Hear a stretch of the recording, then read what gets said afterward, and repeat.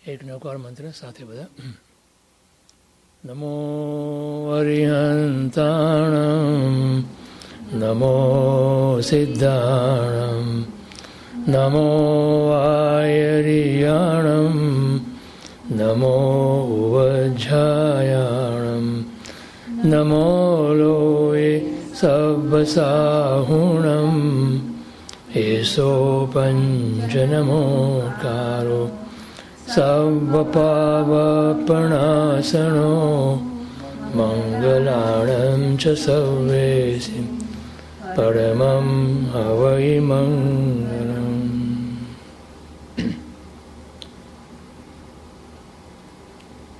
ઓમકારં બિંદુ સંયુક્તં નિત્યં ધ્યાયન્તિ યોગિનઃ કામદં મોક્ષદં ચૈવ ઓમકારાય નમો નમઃ. મોક્ષમાર્ગસ્ય નેતારં વેત્તારં કર્મભોમૃતાં જ્ઞાતારાં વિશ્વતત્ત્વાનાં વંદે તદ્ગુણલબ્ધે.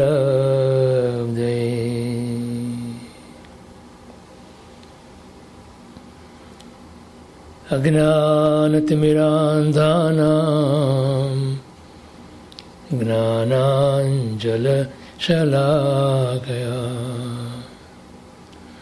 ચક્ષુરોન્મીલિतं येन તસ્મૈ શ્રી ગુરવે નમઃ.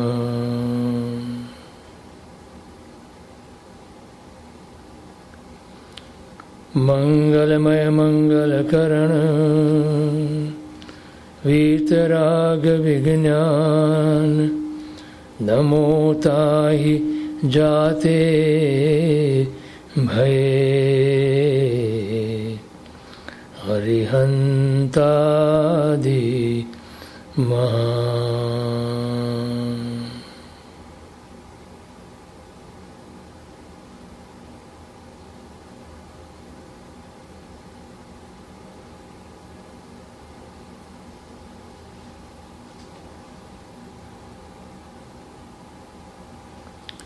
જય જિનેન્દ્ર.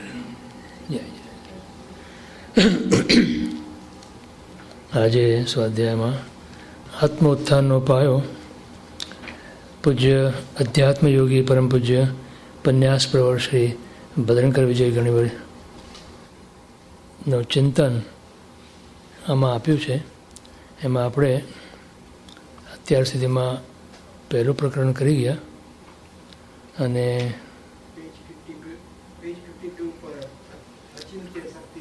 અચ્છા પેજ 52 એમાં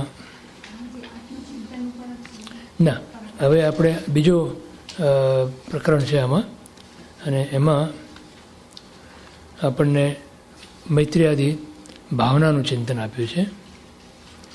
એમાં પરેહિતમતી મૈત્રી મુદિતા ગુણમોદનમ ઉપેક્ષા દોષ માધ્યસ્થમ કરુણા દુઃખ મોક્ષધી. આ શરૂઆતમાં છે પણ મેં આ જે શ્લોક વાંચ્યો ને એ આગળ મૈત્રીયાદી ભાવનાનું ચિંતન શરૂઆત કરે છે ને તેમાં છે. કદાચ એમાં હશે કે નહીં હોય કદાચ.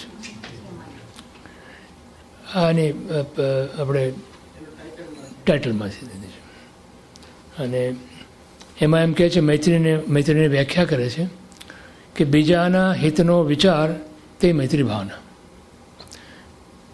હંમેશા આપણે પોતાના જ હિતનો વિચાર કરતા હોઈએ છીએ તો અહીંયા એનું શીર્ષાસન કરી અને આપણે બીજાના હિતનો વિચાર કરવો એને મૈત્રી ભાવના કીધી. પછી બીજી ભાવના છે પ્રમોદ ભાવના. તો કે બીજાના ગુણ જોઈને આનંદિત થવું તે પ્રમોદ ભાવના. અને ત્રીજી ભાવના છે માધ્યસ્થ ભાવના. બીજાના દોષ કે અવગુણની ઉપેક્ષા કરવી અથવા તો એને ગણકારવા નહીં, એને ધ્યાનમાં ન લેવા, એને માધ્યસ્થ ભાવના કીધી. અને છેલ્લી કરુણા ભાવના છે, એમાં બીજાને દુઃખથી મુક્ત કરવાની ભાવના એ કરુણા ભાવના છે.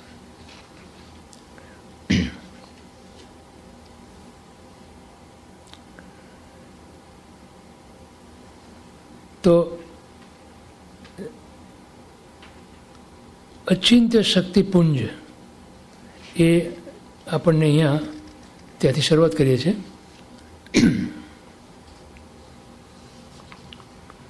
ધર્મ જ જગતને ધારણ કરે છે એ વાત સ્પષ્ટ છે.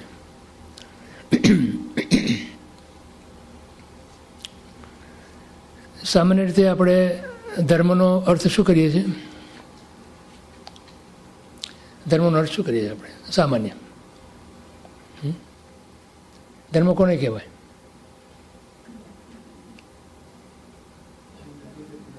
હાજી, ધર્મ ધારે તે ધર્મ ધારણ કરે. પણ આપણું સામાન્ય વ્યવહારની અંદર આપણે ધર્મનો શું અર્થ કરીએ છીએ? હે, ક્રિયાકાંડ. હાજી, કર્તવ્યને પણ ધર્મ કહેવાય, બરાબર છે, ફરજ. અહીંયા બેને કીધું કે ક્રિયાકાંડ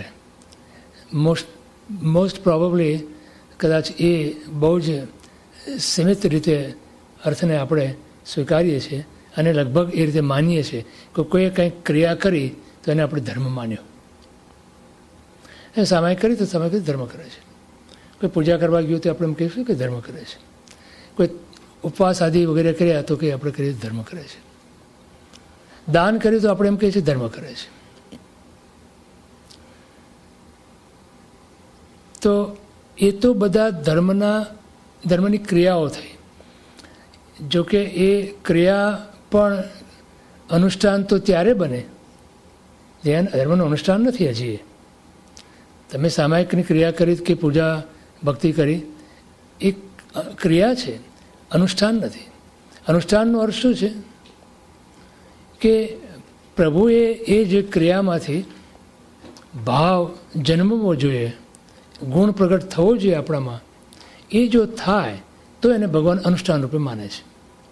તો સામાયિક કરી તમે તો સામાયિકની ક્રિયા તો કરી તમે, સામાયિકની વિધિ કરી તમે, બરાબર, તમે વિધિ રીતપૂર્વક સામાયિક લીધું, એના ઉપકરણો પણ સાચવ્યા તમે, સાધન પણ છે આપણી પાસે, કટ્ટાસણો હોય, મૂર્તિ હોય, ચરવડો હોય વગેરે, સ્થાપનાચાર્ય હોય, આ બધા સાધનો છે. અને સાધન દ્વારા તમે એની સામાયિકની ક્રિયા કરી. હવે સામાયિકની ક્રિયા કર્યા પછી એ અનુષ્ઠાન ક્યારે બને? અનુષ્ઠાનનો અર્થ શું છે કે પ્રભુએ જે ક્રિયા બતાવી અનુષ્ઠાન રૂપે, એ ક્રિયામાંથી જે ભાવ અને જે ગુણ પ્રગટ થવો જોઈએ એ થાય તો એ અનુષ્ઠાન બને. તો સામાયિકમાંથી કયો ગુણ પ્રગટ થવો જોઈએ? ક્ષમતા ગુણ પ્રગટ થવો જોઈએ આપણો, અને ક્ષમતાનો ભાવ પ્રગટ થવો જોઈએ. ક્ષમતાનો અર્થ શું? શું કરીએ આપણો અર્થ? ધીરજ નહીં, ધીરજ નાજી, હા, એટલે શું? પ્રતિકૂળ કે અનુકૂળ સંયોગોમાં આપણને એ વ્યક્તિ કે પદાર્થ કે પરિસ્થિતિ પ્રત્યે માત્ર જો સંભાવ રહે, એટલે આપણા હૃદયની અંદર કોઈ પ્રકારનો એવો અર્થ ધ્યાન કે રૌદ્ર ધ્યાન ન થાય, અથવા તો આકુળતા વ્યાકુળતા ન થાય, અને માત્ર સંભાવમાં રહીએ આપણે, એને ક્ષમતા કહેવાય.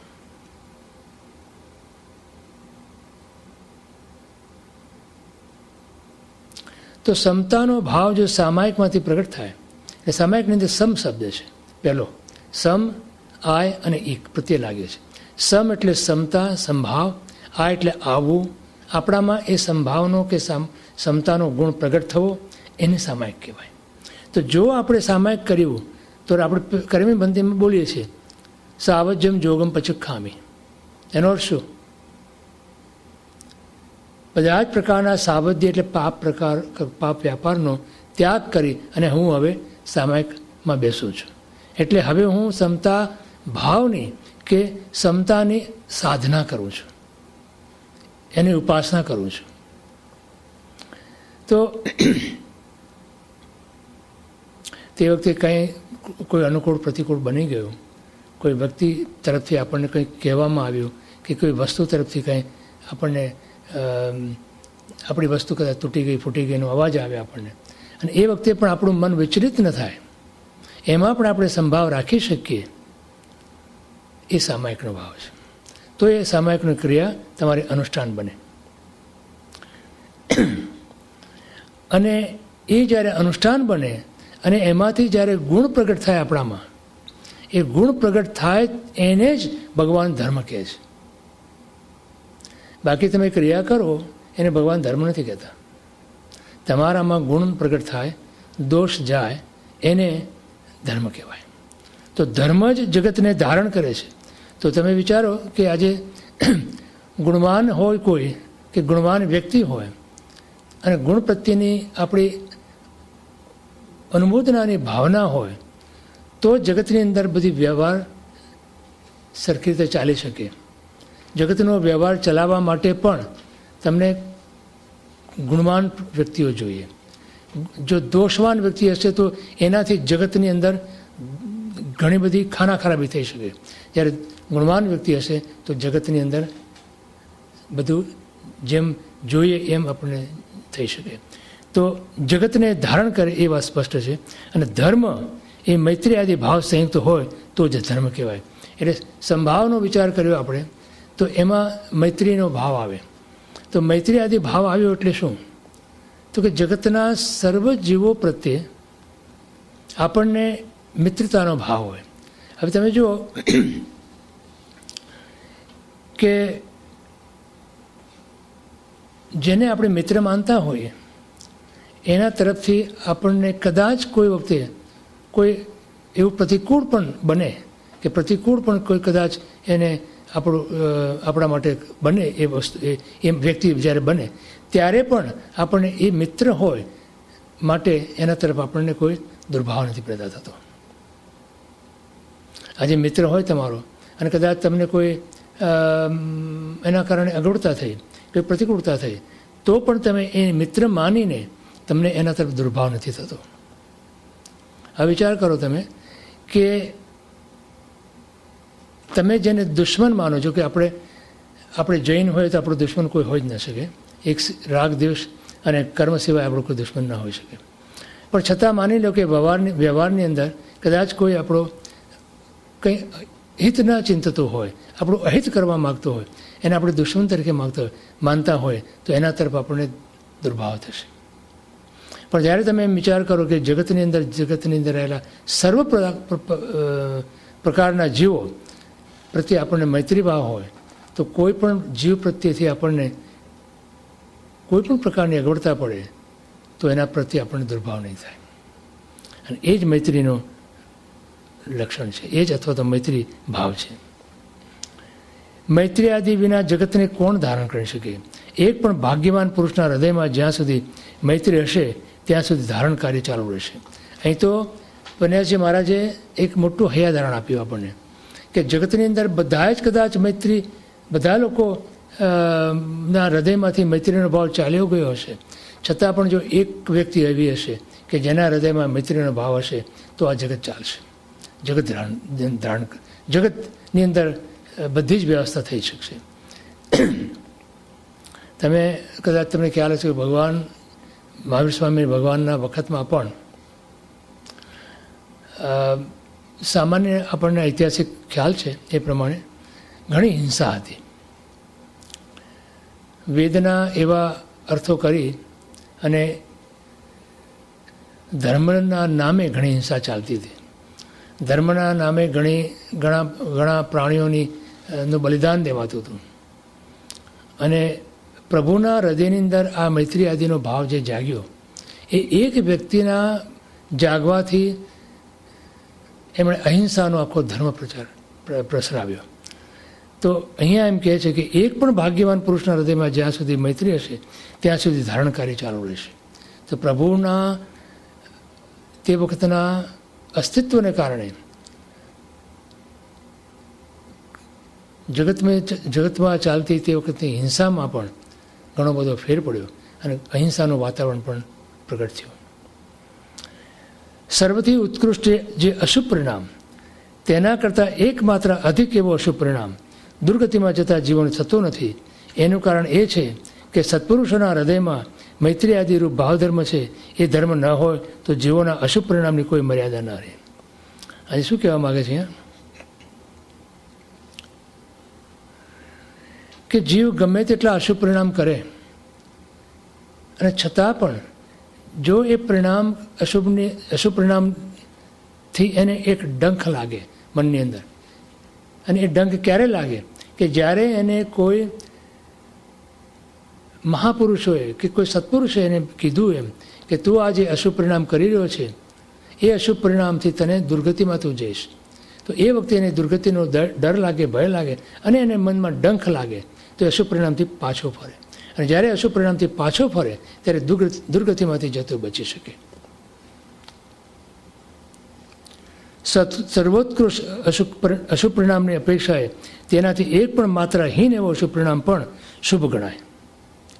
એટલે અહીંયા કમ્પેરિઝન આપી અને અહીંયા એને કેવી રીતે કીધું કે અપેક્ષિત કારણથી. હવે 104 ડિગ્રી કોઈને તાવ હોય, દાખલો આપ્યો છે, પછી 103 ડિગ્રી તાવ થાય તો શું કહીએ આપણે?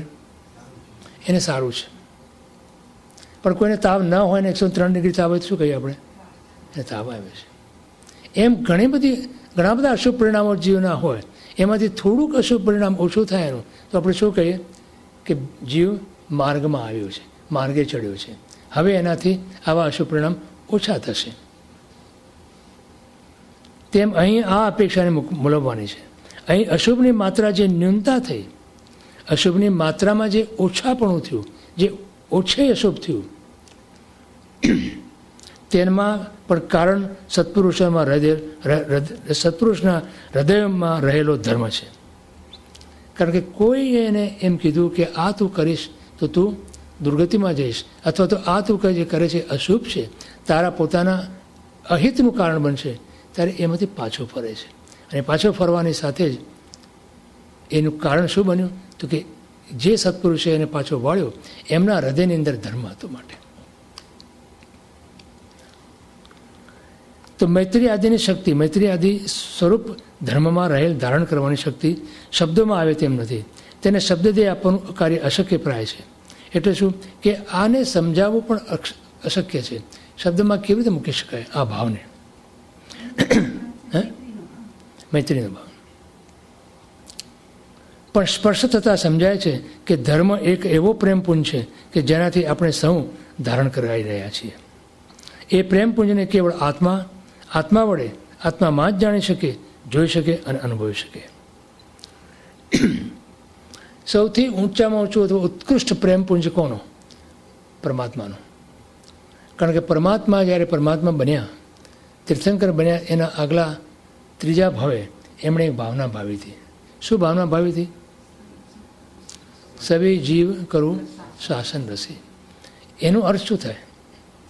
કે જે આ શાસનને પામશે એ સુખી જ થશે. એટલે એમણે જગતના સર્વ જીવોનું સુખ ઈચ્છ્યું. તો આપણે સુખ કોનું ઈચ્છીએ? સામાન્ય રીતે આપણે સુખ કોનું ઈચ્છીએ? આપણા મિત્ર હોય, આપણા સંબંધી હોય, આપણા પરિવારના હોય, સ્વજન હોય, એનું આપણે સુખ ઈચ્છીએ ને. એટલે અને પરમાત્માએ આખા જગતના સર્વ જીવોનું સુખ ઈચ્છ્યું. એટલે શું? એનો અર્થ શું થયો?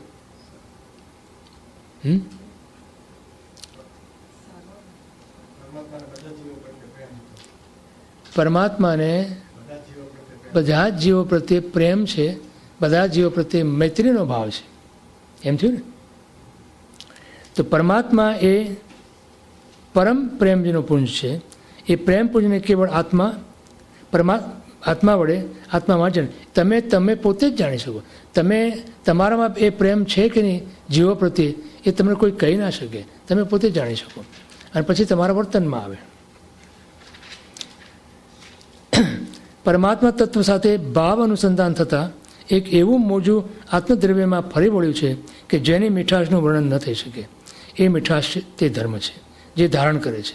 અથવા પરમાત્મા રૂપ સર્વ જીવો સાથે ભાવ અનુસંધાન થતાં જ જે આહ્લાદ આનંદ વગેરે ઉત્પન્ન થાય છે તે જગતને ધારણ કરે છે. એની શક્તિને કેવળ કેવડી ભગવંતો જાણી શકે છે. યોગીઓ એ પરિણામને સ્પર્શવાના સતત પ્રયત્નમાં રહે છે.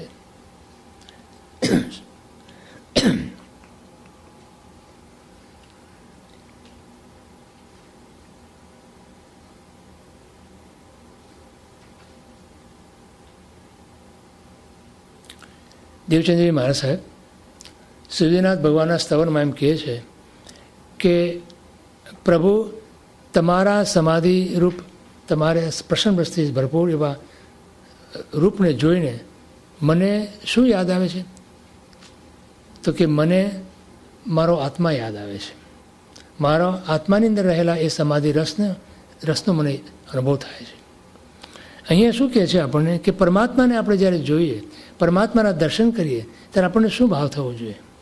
પરમાત્માની અંદર શું જોઈએ છે આપણે?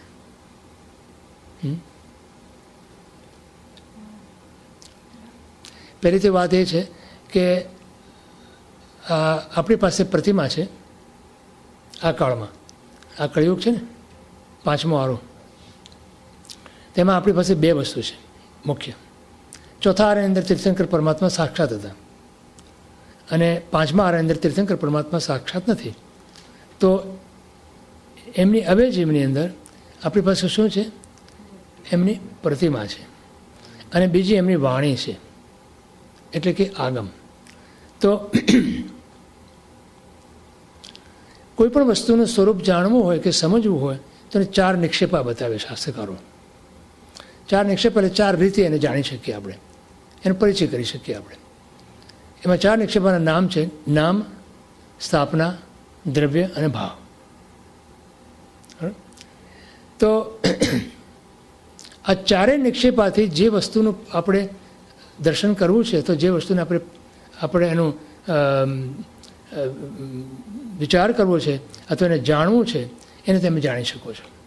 અને બધા 4 નિક્ષેપા એ વસ્તુને આપણને જણાવે છે. તો નામ નિક્ષેપા એટલે કે નામથી આપણે જાણીએ છીએ. તો પરમાત્માનું નામ છે ને આપણી પાસે, તો પરમાત્માનું નામ હોય તો પરમાત્મા ખરા નામમાં?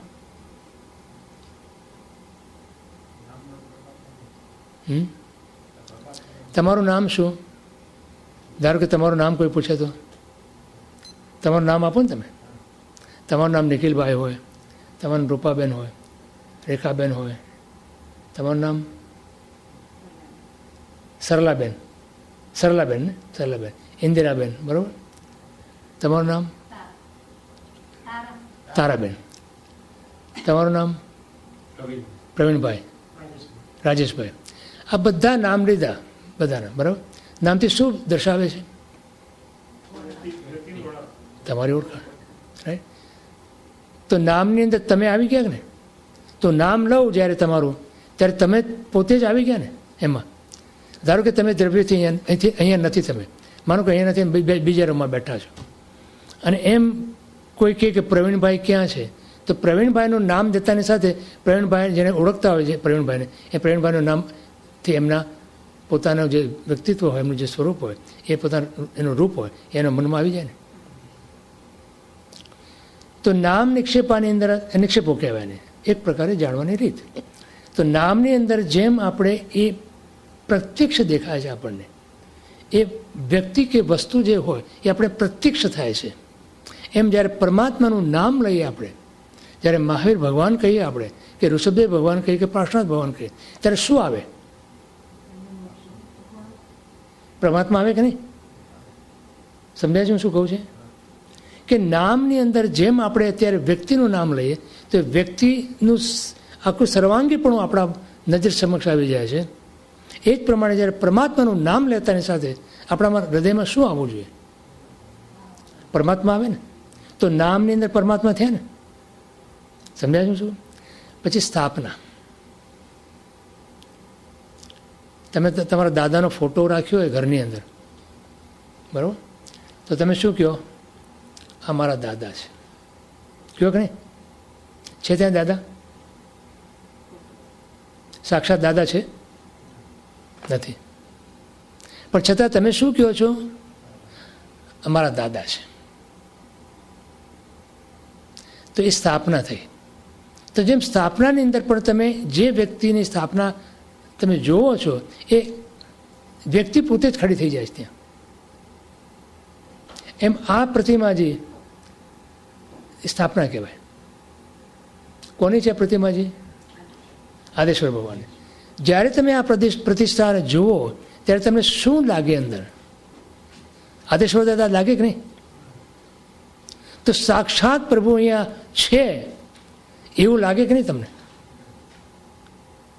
તેમ જેમ તમે દાદાનો ફોટો હોય તો તમને ત્યારે કેવું લાગે છે? ઓ મારા દાદા આવા હતા, આ મારા દાદા સાક્ષાત લાગે તમને. એવી રીતે જ્યારે આપણે પ્રભુની પ્રતિમાને જોઈએ ત્યારે પ્રતિમાની અંદર પણ આપણે સાક્ષાત પ્રભુ લાગે કે નહીં? લાગવા જોઈએ.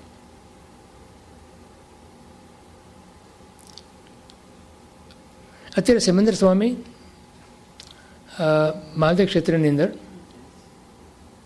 વિહરમાન છે વર્તમાનમાં તીર્થંકર રૂપે. એવી રીતે બીજા 19 તીર્થંકર છે. તો 20 તીર્થંકર ત્યારે વિહરમાન છે. બરાબર? તો 20 તીર્થંકર જ્યારે વિહરમાન છે એ આપણે જ્યારે મહાદેવ ક્ષેત્રમાં ધારો કે જઈએ આપણે તો આપણને એમના સાક્ષાત દર્શન થાય. બરાબર? હવે અત્યારે આપણે સિમંદર સ્વામીનું નામ લઈએ તો સાક્ષાત પ્રભુ આવી જાય કે નહીં આપણી સામે? હમણાં મેં તને દાખલો આપ્યો તમને. સાક્ષાત પ્રભુ આવી જાય ને નામ લે. સ્થાપનાની અંદર પ્રતિમાજી ધારો કે હમણાં જ મેં આ તમારું કેલેન્ડર છે ને એમાં મહેસાણામાં જે છે ને સિમંદર સ્વામીનું દેરાસર એનો મેં દેરાસરનો જોયો અને વાંચતો હતો અંદર.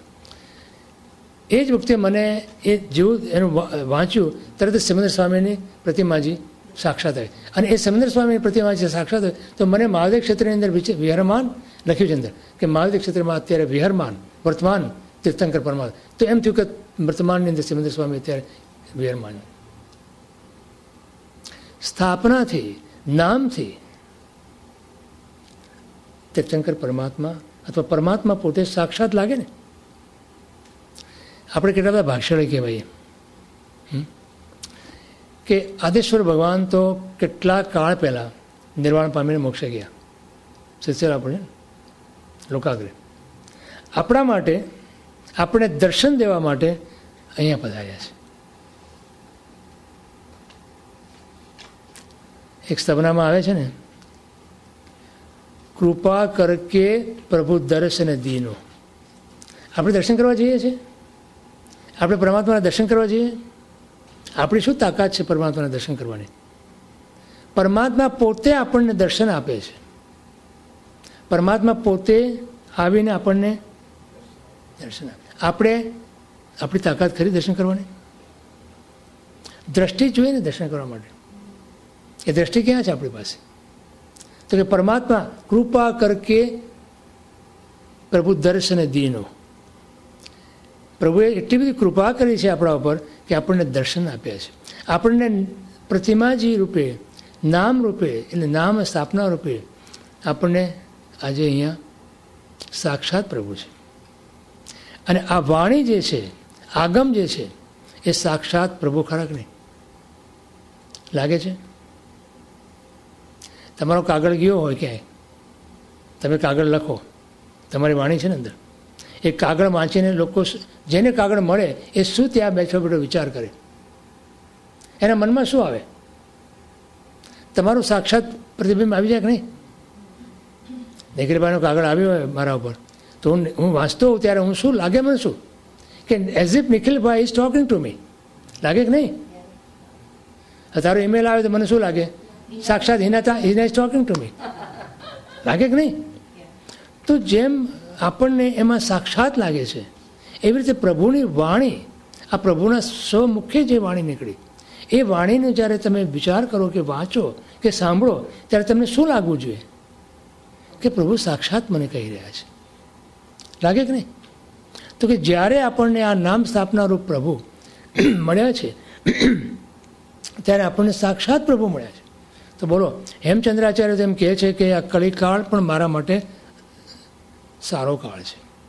કેમ? જો તીર્થંકર વિહારમાન હોત, 2500-2600 વર્ષ પહેલાં મહાવીર ભગવાન વિહારમાન હતા, વિચરતા હતા, બરાબર. માની લો કે આપણે ક્યાં હઈશું તે વખતે, ચોથા આરામાં તો ખરા હઈશું અહીંયા, માની લો, પણ ક્યાં હઈશું? અને પ્રભુના દર્શન થયા હશે આપણને કે નહીં થયા? સાક્ષાત પ્રભુ હોવા છતાં પણ આપણને દર્શન નહીં થયા હોય, બની શકે કે નહીં? અને દર્શન કદાચ થયા હોય તો આપણી દ્રષ્ટિ પણ ના હોય એમના પ્રત્યેની, કે આપણને ભગવાન લાગે, બને કે નહીં? તો હેમચંદ્રાચાર્ય એમ કહે છે કે કાંઈ વાંધો નહીં, ચોથો આરો નથી, પરમાત્મા નથી સાક્ષાત રૂપે અહીંયા સ્વરૂપે પોતાને. એમનું નામ છે, એમના સ્થાપના છે, એમની પ્રતિમા છે, એમની વાણી છે. તો મારા માટે તે પ્રભુ જ છે સાક્ષાત. લાગે કે નહીં? દ્રવ્યથી મરીચીના ભાવની અંદર તમને કથા તો ખબર હશે ને બધાને, ભગવાન મહાવીરની. મરીચીના ભાવમાં ઋષભદેવ ભગવાનના પૌત્ર હતા ને પોતે, એ ત્રીજો ભાવ એમનો. નૈસાના ભાવમાં એમને સંયુક્ત થયું, પછી દેવલોકમાં ગયા અને પછી મરીચી રૂપે આવ્યા, ભરત ચક્રવર્તીના પુત્ર અને ભગવાન મહાવીરનો જીવ. તો તમને ખબર છે ને કથા તો, કે સમર્ષણમાં પૂછવામાં આવ્યું, ભરત ચક્રવર્તી પૂછે છે કે પ્રભુ આ પરસદાની અંદર કોઈ, કે આ અત્યારે કોઈ એવો જીવ છે કે જે તીર્થંકરનો જીવ હોય? તો પ્રભુએ કીધું તે વખતે કે આ તારો દીકરો છે ને, જે તારો પુત્ર મરીચી, એ 24માં તીર્થંકર રૂપે થવાના છે, ભગવાન મહાવીર રૂપે કીધું ને, બરાબર. ત્યારે મરીચીને દીક્ષા હતી ને, તો દીક્ષા બી ત્યાં છોડી દીધી તેને, ખબર છે ને તમને? ભગવાન પછી દીક્ષા લીધી એમણે મરીચીને, અને પછી દીક્ષા પાળી નહોતા શક્યા એટલે દીક્ષા છોડી દીધી, અને ત્રિદંડીનો વેશ લીધેલો, પગમાં ચાકડી પહેરતા, ઉપર છત્ર રાખતા, કપડાં વસ્ત્ર પહેરતા વગેરે વગેરે. તો બોલો, ત્રિદંડીના વેશની અંદર એ છે, જૈન સાધુ મુનિ પણ નથી હતા પોતે, પછી છોડી દીધું, સાધુતાનો ત્યાગ કર્યો છે, સાધુપણું છોડી દીધું છે. અને છતાં પણ પ્રભુ શું કહે છે કે આ જીવ જે છે મરીચીનો, એ 24માં તીર્થંકર થવાનો છે. તો ભરત ચક્રવર્તીએ શું કર્યું? ભરત મહારાજે શું કર્યું? ખબર છે બધાને કથા? જાય છે મરીચી પાસે અને શું કહે છે કે હે મરીચી, આ તારા વેશને હું વંદન નથી કરતો, પણ તારામાં રહેલું જે આત્મદ્રવ્ય જે છે, કે જે તીર્થંકર થવાનો છે 24મો, એને હું વંદન કરું છું. એને દ્રવ્ય નિક્ષેપો કહેવાય. ત્યારે એ તીર્થંકર નથી, પણ તીર્થંકરનું દ્રવ્ય છે એનામાં, કે જે તીર્થંકર રૂપે પ્રગટ થવાનું છે, તો એને નમસ્કાર કરે છે, એને વંદન કરે છે. પછી તો કથા બધાને ખબર છે શું બન્યું. એક કોડાકુડી સાગરોપમ પ્રમાણ એમનો સંસાર વધી ગયો, નહીં તો એ જ ભાવે મોક્ષે જઈ શક્યા હોતે પોતે. અને ભાવ તીર્થંકર, જ્યારે તીર્થંકર પરમાત્મા પોતે વિહરમાન હોય, અત્યારે આપણે મહાવીર ક્ષેત્રમાં જઈએ અને 20 તીર્થંકર પરમાત્મા છે, અને એમના જ સમરસમાં જો આપણે રહીશું તો મહાવીર ક્ષેત્ર તો બહુ મોટું છે ક્ષેત્ર, 32 તો વિજય છે, એમાં જુદા જુદા પ્રદેશો છે એક એક મહાવિદ્યની અંદર, અને એવા 5 મહાવિદ્ય છે, 160 વિજય છે, એમાં માત્ર 20 વિજયની અંદર તીર્થંકર પરમાત્મા છે. તો બની શકે કે આપણે મહાવીર ક્ષેત્રમાં હોઈએ બી ખરા, જઈએ બી ખરા, અને કદાચ કોઈ બીજા વિજયમાં જઈને જન્મીએ તો આપણને તીર્થંકર પરમાત્મા સાક્ષાત ન મળે. પણ માનો કે જ્યાં તીર્થંકર પરમાત્મા સાક્ષાત છે, એવા 20 વિજયની અંદર આપણો જન્મ થયો, અને જે નગરીની અંદર તીર્થંકર પરમાત્મા સમરસ રહ્યા છે, ત્યાં આપણે ગયા તો આપણને જે તીર્થંકર પરમાત્માનું દર્શન થાય એને ભાવ નિક્ષેપો કહેવાય.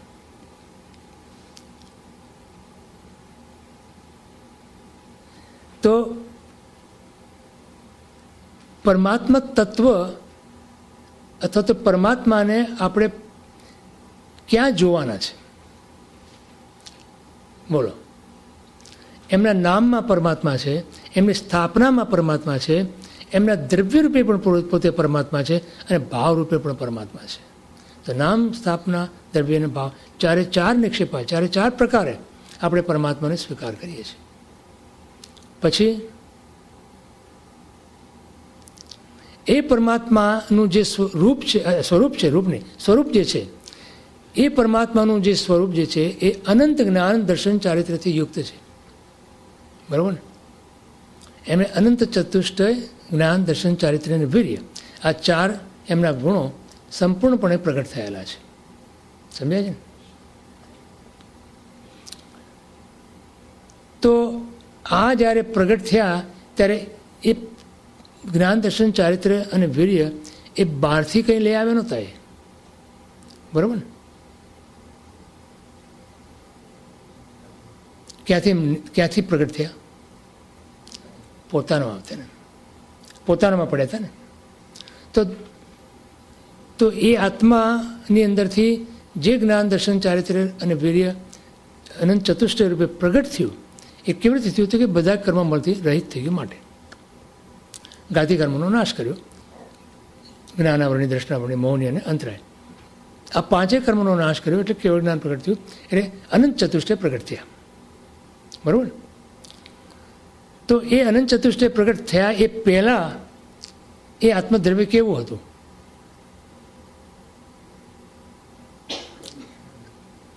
આપણે જેવું જ હતું ને, આપણે જેવું જ હતું ને. એ પણ ભગવાન 27 ભાવની અંદર ક્યાં ક્યાં ગયા હતા તમને ખબર છે ને બધાને? એક ભાવમાં તો એ 3 ઇંચ ગતિમાં ગયા, સિંહ બન્યા હતા, સિંહ રૂપે ઉત્પન્ન થયા હતા. 2 વખત તો નરકે ગયા હતા,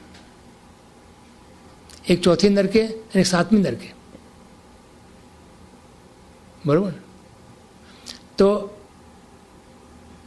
પણ છતાં એમના આત્માની અંદર જે જ્ઞાન દર્શન ચારિત્ર્ય ગુણ અને વીર્ય એ ગુણો હતા, એવા જ ગુણો અત્યારે આપણામાં ખરા કે નહીં? દર્શન, જ્ઞાન, ચારિત્ર્ય અને વીર્ય આપણામાં છે કે નહીં અત્યારે? જો નહીં હોય, જો ન હોય તો એ પ્રગટ કેવી રીતે થશે આપણને? બહાર તો મળતા નથી. જોયું તમે વોલમાર્ટમાં? હા, દર્શન ગુણ મળે છે, જ્ઞાન ગુણ મળે છે, ચારિત્ર્ય ગુણ મળે, વીર્ય ગુણ મળે ના મળે? કારણ કે બહાર તો મળવાનું નથી. તો તમારા આત્મામાં તો છે જ ને. તો માત્ર તમારા જો આત્મામાં હોય તો તમે પરમાત્મા સ્વરૂપ ખરા કે નહીં?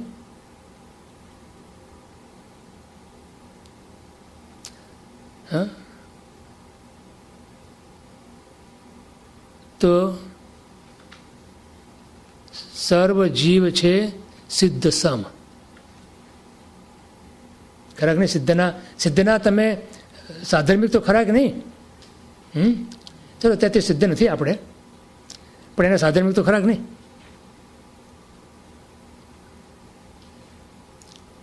બોલો. તો જો આપણે સિદ્ધના સાધર્મિક હોય બધા જીવો, તો જેટલી આપણી ભાવના સિદ્ધ પરમાત્મા પ્રત્યે હોય એવી બીજા બધા જીવો પ્રત્યે હોવી જોઈએ કે નહીં? હા, આ તો કંઈ બહુ અઘરું કામ નથી ને. હા, સીધી વાત છે ને કે સિદ્ધ પરમાત્માને આપણે દર્શન પૂજન કરીએ છીએ ને, ખરું નહીં? ભૂતકાળમાં થયેલા બધા સિદ્ધ, ઋષભદેવ ભગવાન તો ભૂતકાળમાં થઈ ગયા ને, મહાવીર ભગવાન પણ 2500-2600 વર્ષ પહેલાં થઈ ગયા. એ બધા સિદ્ધ પરમાત્માને આપણે વંદન કરીએ છીએ. તો ભૂતકાળના અનંત સિદ્ધ થયા, અનંત સિદ્ધને આપણે વંદન કરીએ છીએ. બરાબર? હવે અત્યારે વર્તમાનમાં મહાદેવ ક્ષેત્રમાંથી સિદ્ધ થઈ શકે છે. બરાબર? તો અત્યારે કોઈ વર્તમાનમાં સિદ્ધ થતું હશે એને આપણે વંદન કરીએ કે નહીં? સીધી વાત છે ને.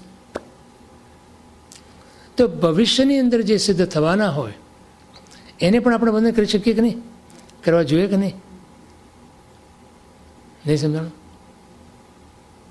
ભવિષ્યમાં જે સિદ્ધ થવાના હોય, બરાબર? ચાલો, અત્યારે શૈણિક મહારાજાનો જીવ પહેલી નરકમાં છે, બરાબર? અને આવતી 24મી, આ ભરત ક્ષેત્ર છે ને આપણું, એમાં આવતી 24મી કે જે ઉત્તર પીણી કહેવાશે. અત્યારે આપણે અવસર પીણીમાં છીએ, ઉતરતો કાળ છે, પછી ચડતો કાળ આવશે. તો ઉતરતા કાળની અંદર અત્યારે આપણે 5મો આરો છે. 6 આરા હોય એક અડધા કાળની અંદર, એમાં 5મો આરો છે. અત્યારે 5મો આરો પૂરો થશે પછી 21,000 વર્ષનો, અત્યારે 2500-2600 વર્ષ થયા છે, બીજા 18,500 વર્ષ થશે એટલે છઠ્ઠો આરો બેસશે. પછી છઠ્ઠા આરાની અંદર 21,000 વર્ષ બીજા થશે. બરાબર. પછી ઉત્સર્પણી શરૂ થશે. તો ઉત્સર્પણીનો પહેલો આરો જે હશે ને એ આપણા છઠ્ઠા આરા જેવો, એમાં ધર્મ નહીં હોય. છઠ્ઠા આરામાં ધર્મ ના હોય. તો પહેલા આરામાં ધર્મ નહીં હોય. બીજા આરાના અંતે અને ત્રીજા આરાની શરૂઆતમાં ધર્મ શરૂ થશે. તો અત્યારે જે શણિક મહારાજા પહેલી નરકમાં છે એ ત્યારે જન્મ લેશે અને પ્રથમ તીર્થંકર બનશે. બોલો, ખ્યાલ આવ્યો શું કહું છે? અત્યારે જે જીવ શણિક મહારાજાનો જીવ નરકમાં છે, પહેલી નરકમાં છે, એ જીવ, એ આત્મા નરકમાંથી નીકળી એનું આયુષ્ય પૂરું કરશે, નીકળી અને આ જ ધરતી ઉપર, આ જ આપણી ભરત ક્ષેત્રની અંદર ઉત્સર્પણીય કાળની અંદર ત્રીજા આરાની શરૂઆતની અંદર પોતે પહેલા તીર્થંકર પદ્મનાભ નામના તીર્થંકર થશે. બરાબર, ખ્યાલ આવે તમને? એ પદ્મનાભ તીર્થંકર થશે. એની પ્રતિમા જે આજે આપણે પૂજીએ છીએ, અમારે ત્યાં એમનો નવો દેરાસર બન્યો ને, એમાં તમે જોયું હશે પદ્મનાભ પ્રભુની અમે પ્રતિમાજી ત્યાં પધરાવી છે, ખરું?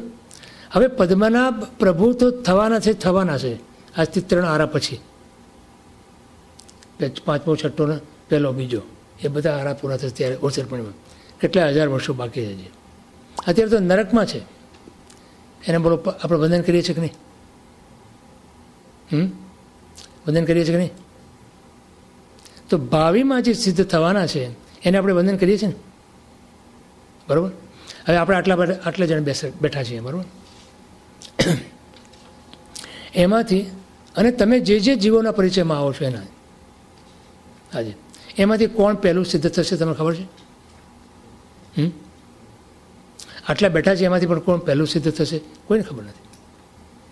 તમે પણ થઈ શકો, તમે પણ થઈ શકો, તમે પણ થઈ શકો કે નહીં? કેમ નથી શકાય? આજે નરકમાં રહેલા શ્રેણિક મહારાજોનો જીવ આપણને ખબર છે, કારણ કે ભગવાને આપણને આ કહ્યું પોતાના આગમની અંદર, એટલે માનીએ છીએ આપણે સ્વીકારીએ છીએ, બરાબર? આપણને ખબર છે. હવે આપણામાંથી કોણ સિદ્ધ થશે એની આપણને કોઈ કેવડી પરમાત્મા નથી અત્યારે તો કહી શકીએ આપણને, ખરું? તો અત્યારે આપણને કોઈ જીવ બહુ દોષિત લાગતો હોય, દોષથી ભરેલો લાગતો હોય, બોલો, શણિક મહારાજાએ જ્યારે નરક ગતિનું આયુષ્ય બાંધ્યું ત્યારે કેટલા મોટા દોષ કર્યા હતા. દોષ તો કર્યો છે ને કંઈક, એમને કે થોડું નરક ગતિમાં જાય જીવ. ખબર છે બધા દોષ શું કર્યો હતો? હરણીનું તીરથી એને વિંધી નાખી હતી અને તેનું પેટમાં એનું બચ્ચું હતું અને એ વિંધ્યું તો વિંધ્યું, પણ પછી શું કર્યું એણે? અનુબંધ પાડ્યો એનો. શી રીતે? હું કેવો મોટો તીરંદાજ કે એક જ તીરથી મેં 2 જીવને હણ્યા, બેને પતાવી દીધા. કોઈ આપણે બોલીએ છીએ, આપણે ઘણી વખત બોલીએ છીએ એક કાંકરે 2 પક્ષી બોલીએ છીએ ને? બોલાય કોઈ દિવસ?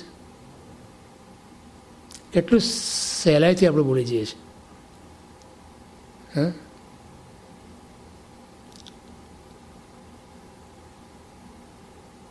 શું પરિણામ શું છે?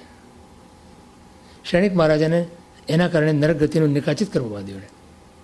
રાજા પોતે તો અહીંયા તો એમ કહે છે પંચસૂત્ર હરિભદ્ર સુરી મહારાજ સાહેબે એની પર જે ટીકા લખી એમાં તો કે તમે પાપ તમારાથી થઈ જતું હશે, રાચો નહીં એમાં. પાપ કરીને ક્યારે બી રાચો નહીં. મેં કેવો રાચો means you are boasting, you want to, અમે જેવો કેવો ઓલાને છેતર્યો અમે. આ આપણે હવે તો નથી કરતા લોકો, કારણ કે બહુ જરૂર બી નથી. પણ પહેલાં મને યાદ છે કે જો કોઈ તમે ઇન્ડિયા જઈને આવ્યા ને અને ઇન્ડિયાના કસ્ટમ ઓફિસરને તમે કેવી રીતે તમે એને મૂર્ખ બનાવ્યો એ વાત બધા 4, 5, 10, 15, 50 જણા ભેગા થશે તો કર્યા વગર નહીં રહ્યો. આજથી તમે 15, 20 પહેલાં મને વાત કરો, તમે સાંભળજો. અને અહીંયા આવે ને, અહીંયા તો શું છે કે ઘણા લોકો તો એમને તમને જવા દે ને, અરે હું તો આટલું બધું લઈ આવેલો ને ગ્રીનમાંથી નીકળી ગયો, અને માયા તું કરે છે, ખોટું બોલે છે અને રાચે છે પાછો, શું પરિણામ આવશે? કયો? હા, ખોટું થઈ ગયું તમારેથી, તમારે કદાચ કરવું પડ્યું, પણ રાચો તો નહીં તમે. અને ડંખ તો હોવો જોઈએ આપણને કે મારાથી ખોટું ન કરવું જોઈતું હતું, પણ છતાં થઈ ગયું. ધર્મ કોને કહેવાય? તમારા અંદરથી ગુણ પ્રગટ થાય એને ધર્મ કહેવાય. હમણાં આપણે વાત કરી ધર્મની. ખોટું તમારાથી, આપણે ગ્રસ્ત છીએ માટે ઘણી બધી રીતે આપણે ઘણું ખોટું થતું હોય, એમ સ્થૂળ એટલે મોટું ખોટું ઘણું થતું હોય. આપણે સૂક્ષ્મ નહીં, સૂક્ષ્મ ખોટું કે સૂક્ષ્મ તમે હિંસા કે વગેરે ઘણી થતી હોય, પણ મોટું ખોટું કે મોટા હિંસામાંથી તો આપણે બચવું જોઈએ ને. અને કદાચ થઈ જતી હોય તો એનો આપણને ડંખ હોવો જોઈએ.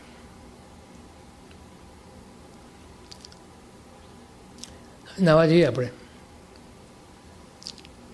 તો ઓબ્વિયસલી પાણીનો તો વપરાશ છે.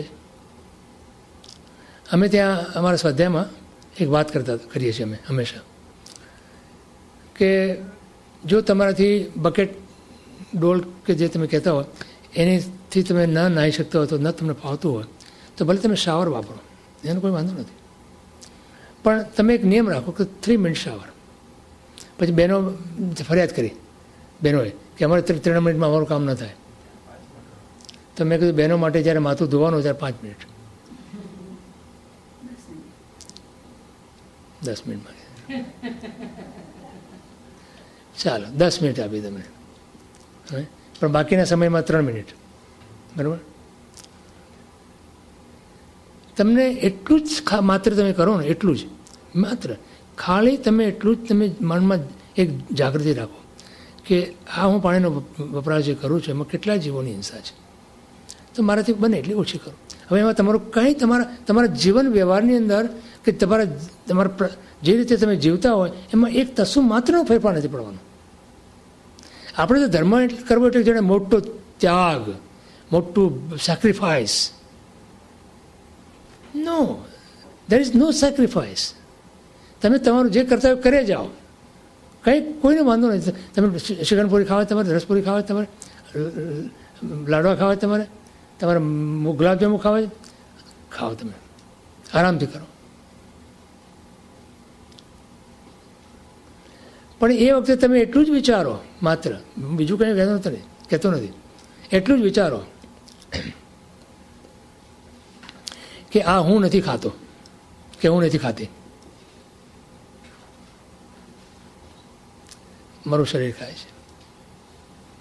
કલર નાખો, અલગ કરી નાખો, 2 ટ્રેક પાડી દો તમારી.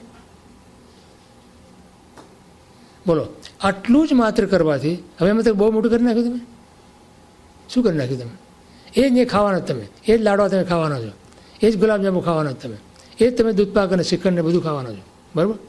પણ છતાં મનની અંદર એક વિચારની અંદર તમે ફેરફાર કર્યો, એમાં તમારો ધર્મ થઈ ગયો. બોલો, આનાથી સહેલો ધર્મ કયો હોઈ શકે? મને કહો. હે?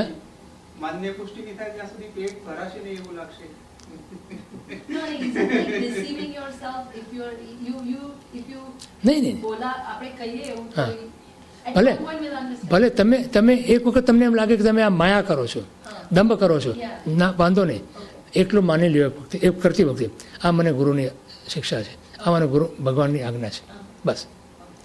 મને અત્યારે નથી ખબર પડતી કાંઈ. મને અત્યારે એમ લાગે છે કે હું આ માયા કરું છું, દંભ કરું છું, કાંઈ બી કરું છું, હું બોલું છું કાંઈ ને કરું છું કાંઈ, બોલું છું કાંઈ ને વિચારું છું કાંઈ નહીં.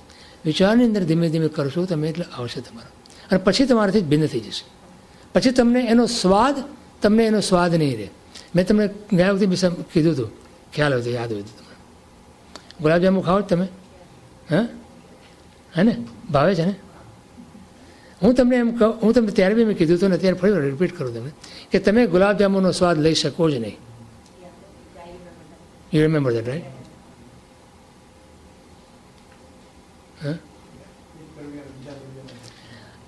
એક દ્રવ્યને બીજા દ્રવ્યની સાથે કોઈ લાગ ન વળગ,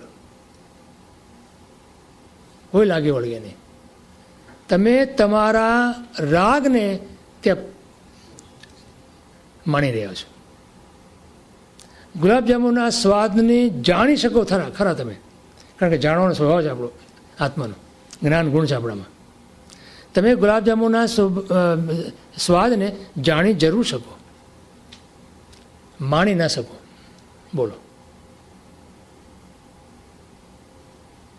જો તમે માણી શકતા હો તો હું તમને કહું કે તમારી કેપેસિટી કેટલી ગુલાબજાંબુ ખાવાની? કેટલી? 15-20? 15-20? 2 કે 3? 15? 2? તમારે બધાને કોને? સો બિટવીન 2 and 15 તમારી કેપેસિટી. અમારે ત્યાં અમારે કોલેજમાં ભણતા ને તો અમારે એક બ્રાહ્મણ હતો, અમારો મિત્ર હોસ્ટેલમાં, 100 ગુલાબજાંબુ ખાધો અને 20 તો ઘારી ખાઈ જાય. બોલો, અનબિલીવેબલ. હમણાં આપણે યાદ આવે, આપણને જે વસ્તુ ભાવતી હોય ને એ આપણે જરા થોડીક વધારે લઈ લઈએ, ખરું? લાડુ બહુ ભાવતા હોય તો લાડુ તમે બરાબર 2-4-5 ઝાપટી લો તમે, અને પછી એની સાથે દાળ. એકલા લાડુ તો તમે ખાઈ ન શકો, રાઈટ? એની સાથે દાળ હોય, મરચાં હોય વગેરે, શાક હોય વગેરે, હોય કે નહીં? હે, પછી શું કહો તમે? પછી જરા પેટ ખરાબ થાય ને, 8-10 લાડુ તમે ઝાપટી લો, શું થાય તમારું? દશા શું થાય? પેટ બગડ્યું ને તો તમે શું કહો? આ દાળ ખાધી ને, આ મરચાં ખાતા ને, આ જો પેટનું થયું. કેમ ભલા? આ લાડુ એટલે 8-10 ખાઈ ગયું એનું કાંઈ નહીં. હા, તો તમે ગુલાબજાંબુને કે લાડુને કે કોઈ પણ રસની કોઈ પણ વસ્તુ હોય એને તમે જાણી શકો. હા, ગુલાબજાંબુની મીઠાશને તમે જાણી શકો છો, કારણ કે તમારો સ્વભાવ છે. જેવી તમારી ઇન્દ્રિયને સ્પર્શ થયો, ઇન્દ્રિય તમને તરત જ સિગ્નલ આપે છે તમારા આત્માને કે આ કોઈ મીઠી વસ્તુ આવી. અને મીઠી વસ્તુનો તમને રાગ છે અંદર, એ રાગને તમે માણો છો. અને તમે શું કહો છો? ગુલાબજાંબુને બહુ મજા આવે, બહુ મજા આવે. હવે બોલ, આમાં ક્યાં દંભ થયો મને કહો? થઈ શકે? હવે તમે એને બદલી નાખો કે મારું શરીર ગુલાબજાંબુ ખાય છે. ભલે એ માનતું હોય કે ગુલાબજાંબુ બહુ ભાવે છે, ભલે શરીરને બે માનવું હોય માન્યા કરે, પણ હું માત્ર એનો જાણનાર છું. બોલો, આમાં શું આમાં શું દંભ થયો કે મને? શું માયા થઈ આમાં? કાંઈ જ નહીં. જસ્ટ યુ 2 ટ્રેક જુદી કરી નાખી તમે. તમારી જ્ઞાનધારા અને કર્મધારા બેને જુદા કરી નાખ્યા તમે. તમને ફાયદો કેટલો થયો ખબર છે? હા, એ ગુલાબજાંબુને ખાતી વખતે જો રાચ્યા હો તમે તો કર્મ બનશે. અને માત્ર આટલું કરવાથી તમારો કર્મ કેટલી અવેરનેસ આવી જાય. એ તો સાઈડ બેનિફિટ છે. ઢગલા કર્યા જ કરો સાઈડ બેનિફિટના, એ પુણ્યના ઢગલા થયા નથી. અને તમે માનો છો આ બધું તમને મળ્યું છે, મનુષ્ય દેહ મળ્યો, આપણે કાર્યક્ષેત્ર મળ્યું, ભગવાન મળ્યા, ભગવાનની વાણી મળી, અને એ વાણી સાંભળવા માટેનો આપણને જરાક ઉત્સાહ થયો કે વિચાર પણ આવે છે. એ શેના કારણે છે? શેના કારણે છે? બહુ પુણ્ય કેરા પુંજથી શુભ દેહ માનવનો મળ્યો. તમે એમ નહીં માનતા કે તમે બધા બહુ મોટા ખોટા કામો કરીને આવ્યા છો અને પાપ કરીને આવ્યા છો અને એટલે તમને આ બધું મળ્યું છે. બની શકે જ નહીં. ખોટા કામ કરો અને તમને મળે કે બને, પોસિબલ નથી.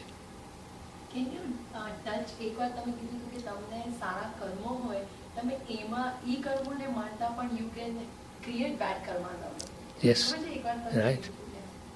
આજે તમે સારું કંઈક કર્યું અને મનમાં અભિમાન કર્યું, અહંકાર કર્યો, એ તમારું જે સારું કર્મ હતું ને એ તો પતી ગયું અને ઉલટાનું તમે દુષ્કર્મ બાંધ્યું. એટલે કહે છે કે નેકી કર કુએ મેં ડાલ. સુફી કહેવત છે. તું સારું કર અને કૂવામાં ડાલી દે. એટલે શું? ભૂલી જા. કંઈ બી સારું કર્યું તે જીવનની અંદર ભૂલી જા. હવે આપણે તો દાન આપ્યું શું કરીએ? આ તમારે જે દાન જોઈએ છે તમને, એટલે હું તમને કહેવાનું તમને બધા કે તમે મોટી તકલીફ મૂકો નહીં. એનું કારણ છે તમે નહીં માનો કે મેં દાન આપ્યું છે, એમ તમારે નથી કરવાનું, પણ તમારું જોઈને બીજાને પ્રેરણા થાય, બિના જ અનુમોદન. તમે અનુમોદનાને અર્થે તમારું નામ ભલે આવે, એની ચિંતા ના કરો. પણ જે વખતે તમે એમ ના કહો કે ભાઈ મારું નામ મુકાવવું જોઈએ, સંઘ એ નામ મૂકે. સંઘ એમ કે ના અમે તમારું નામ મૂકશું, કેમ કે અમને તમારાથી પ્રેરણા મળે છે. સમજાણું? તો જે દાન કરતું હોય એને માટે તો એ અરે પરનું દાન કરો છો તમે, અને પરને દાન કરો છો તમે, અને તમે એમ માનો છો કે મેં કંઈક કર્યું. આ કોના માટે છે? જે કરતો એના માટે. સંઘ માટે શું છે? નહીં, જેને દાન આપ્યું એનું બહુમાન કરો, એને એનામાંથી પ્રેરણા લે બીજા જેવો કરો. હવે કેવી રીતે થયું? પર ધન તો પર છે ને, ધન તમારું છે? ના પાડે છે તો ચેકબુક આપી દે મને.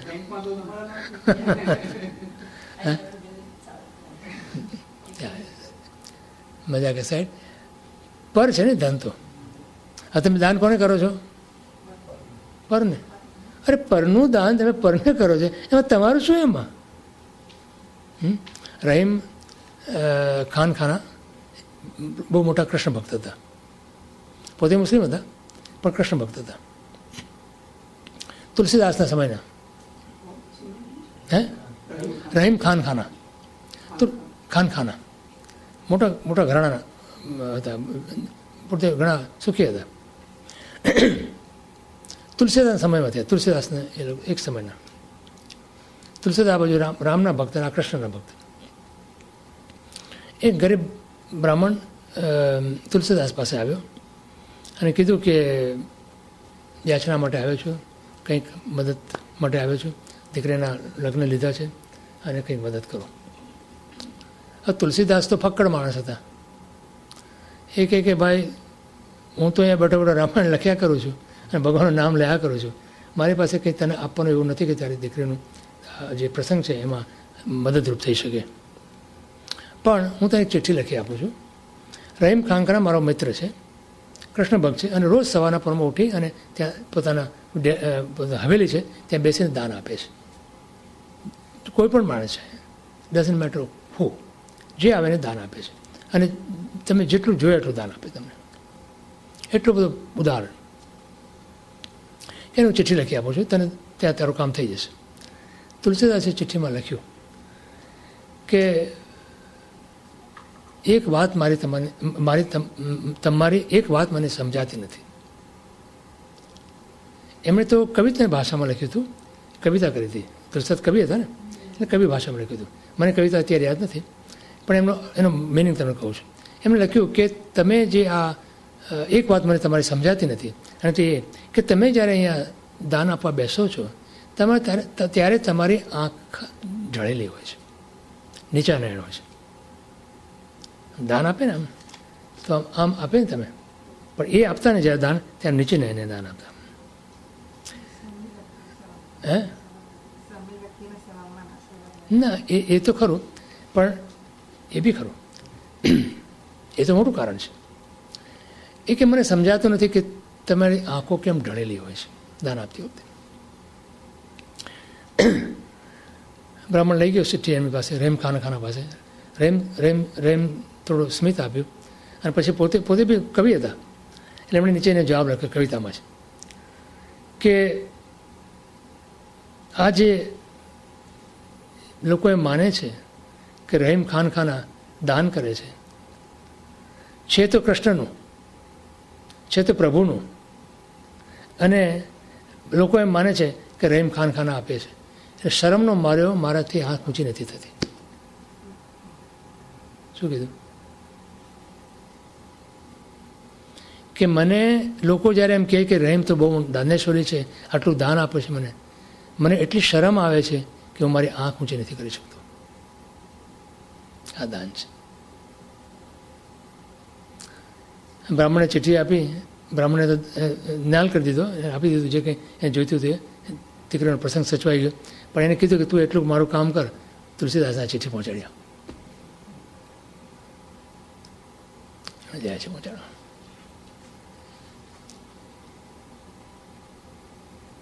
તો આપણે જ્યારે દાન આપતા હોઈએ ત્યારે આપણામાં આ ભાવ આવવો જોઈએ. પણ સંઘની શું ફરજ છે? બહુમાન કરે. કોઈ પણ ગુણવાનનું બહુમાન કરવું એ સંઘની ફરજ છે. પછી એને જૈનોનો એવોર્ડ મળે ને તો પણ એ સ્વીકાર કરવો જોઈએ. એ બહુમાન છે સંઘનું. સંઘે બહુમાન કર્યું છે. પોતા તરફથી તો બરોબર છે. આપણે જૈનોનો એવોર્ડ નથી જોઈતો, જીનનો એવોર્ડ જોઈએ છે. સાચી વાત છે. આપણે જીન ભગવાનનો એવોર્ડ છે. અહીંના સર્ટિફિકેટો કંઈ કામ લાગવાના છે? હા, આ ચાલો કોઈ આજે એન્જિનિયર હોય, કોઈ ડૉક્ટર હોય, કોઈ એકાઉન્ટન્ટ હોય કે કોઈ બી બધા ફાઇનાન્સમાં હોય કે કંઈ બી હોય, ઘણા બધા સર્ટિફિકેટો ભેગા કરે ને, ડિગ્રી ભેગા કરે. પછી તમે કહ્યું પેલા એક સન્ડે ટાઈમ્સની અંદર મામાનું કાર્ટૂન આવે છે, કોમિક મામા. ઓલી મામા છે ને, મિસિસ હોબ્સ, ખ્યાલ છે કોઈને? એના 3 નકામા ચિલ્ડ્રન છે અને પોતે છે. હંમેશા ફરિયાદ કરતી હોય. નહીં કોઈને જો બહુ વર્ષો પહેલાં મેં જોયેલું. એમાં એક કોમિક એવું આવતું હતું કે ડૉક્ટરની ઓફિસમાં બેઠી છે અને ત્યાં તો રાહ જોવી પડે ને ડૉક્ટરની ઓફિસમાં. તો રાહ જોતી બેઠી છે અને દિવાલ ઉપર બધે ડૉક્ટરના સર્ટિફિકેટો લગાડ્યા છે. તમે ખબર તમે જોયા છે? ડૉક્ટરની ઓફિસમાં ગયા તો ખબર પડે. ડિગ્રીના હોય ને બીજા ત્રીજાથી આમ જેમ સર્ટિફિકેટ હાઈસ્કૂલથી માંડીને બધા. તો ઓલીનો ટર્ન આવ્યો એટલે નર્સે બોલાવીને તો કે હજી તો કે હું એના કોલેજ સુધી આવીશ કે હું. આપણને આ બધા સર્ટિફિકેટો મળ્યા છે. ધારો કે અહીંથી ચાલે જઈશું, જ્યારે આપણું ભવાંતર થશે અહીંથી, ત્યારે મને કેટલા સર્ટિફિકેટ આવશે સાથે? જ્યાં તમે પેદા થશો, જ્યાં તમે જન્મ લેશો, ત્યાં તમને 4-5 વર્ષના થશો એટલે શું કરશે? હા, શું કરશે? લે, તમે એમને કહી શકો ત્યારે કે હું ગયા ભાવની અંદર તો આટલા બધા સર્ટિફિકેટ લઈને આટલું બધું ભણ્યો છું. હા, તો why should I have to go back to school now? Even in KG?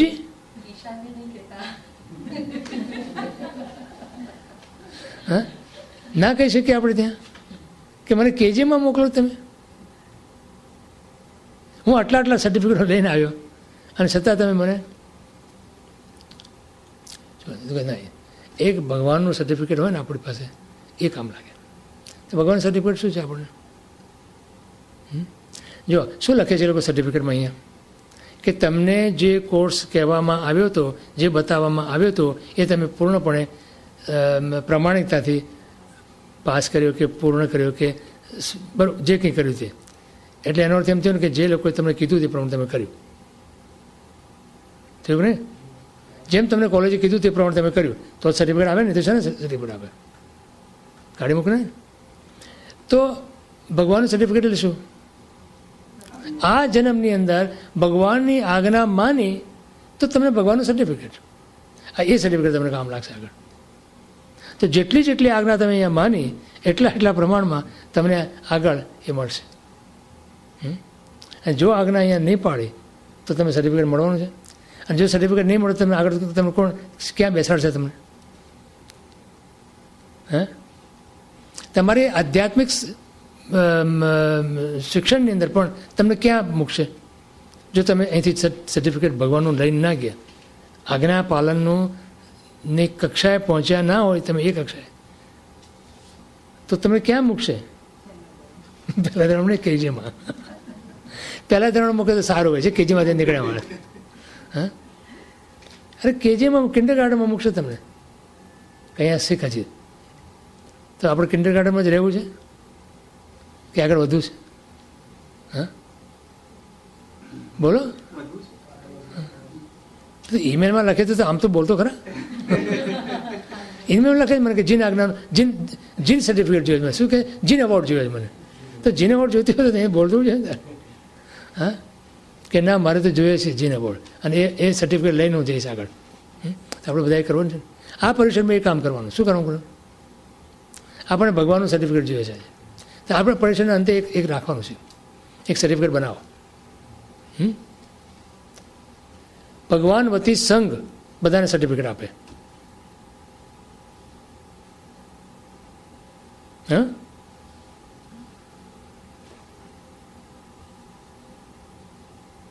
શું કરવું છે?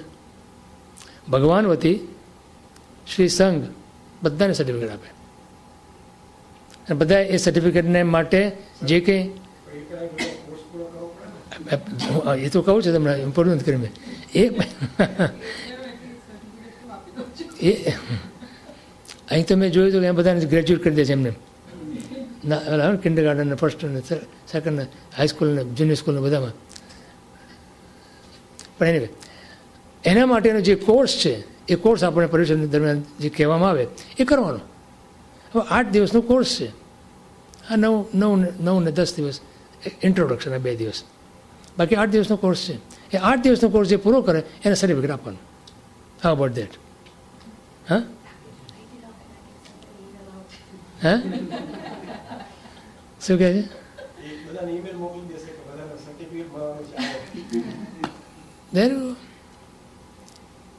અને જેટલા ઉત્સાહથી કર્યું હોય, જે કંઈ કરવાનું હોય, જેટલા ઉત્સાહથી, એ ઉત્સાહના પ્રમાણમાં એને સર્ટિફિકેટના ઉપર તમે મૂકો છો ને ગોલ્ડના એલા સ્ટાર્સ મૂકવાના.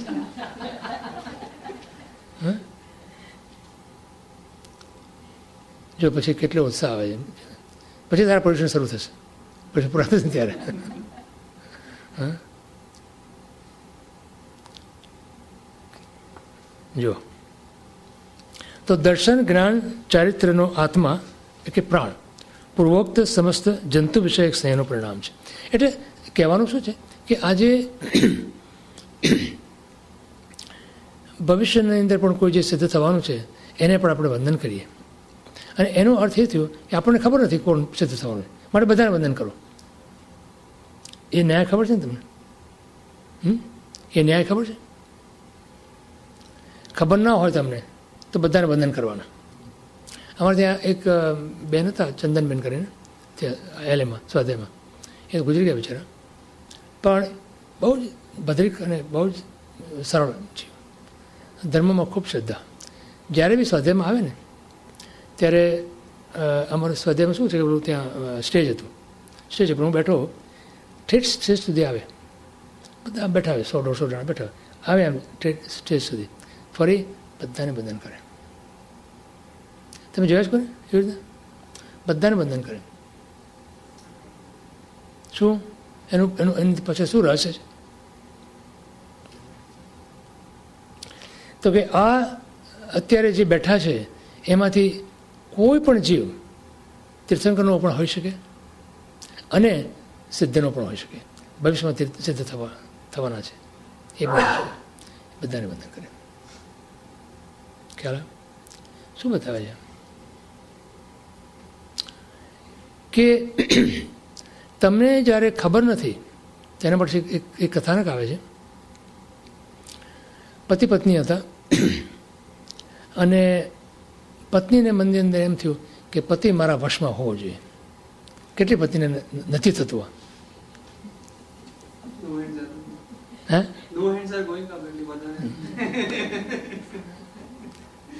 બધી પત્નીને એમ હોય કે મારા પતિ મારા વશમાં હોવો જોઈએ.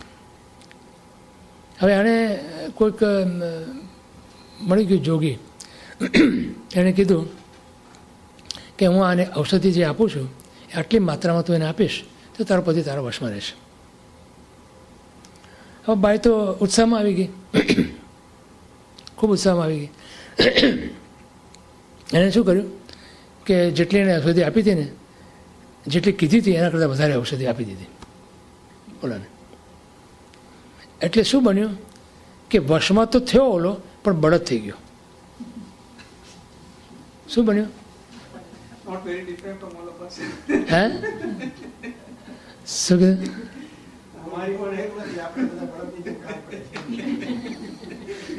મારાથી ના કહેવાય, તો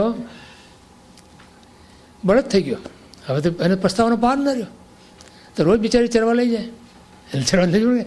ઘરે તો ખબર આપે ને રોટી દાળ શાક, એટલે એને જવું પડે જંગલમાં ચરાવવા માટે. તો રોજ એને ચરાવવા લઈ જાય.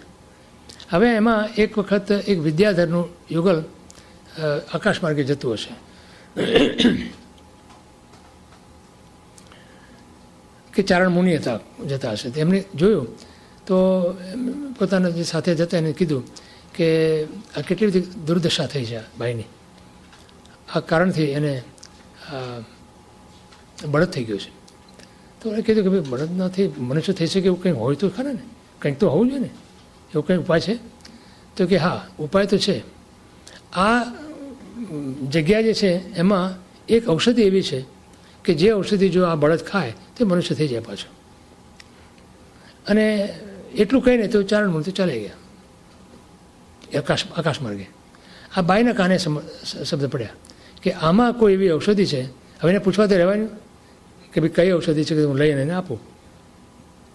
ખબર નથી. આ આખો જે પ્રદેશ હોય લીલોતરી જેનો, ઘાસ હોય બળ ચડતા બધા જનાવર, એમાં ક્યાં કઈ ઔષધિ છે ખબર નહીં.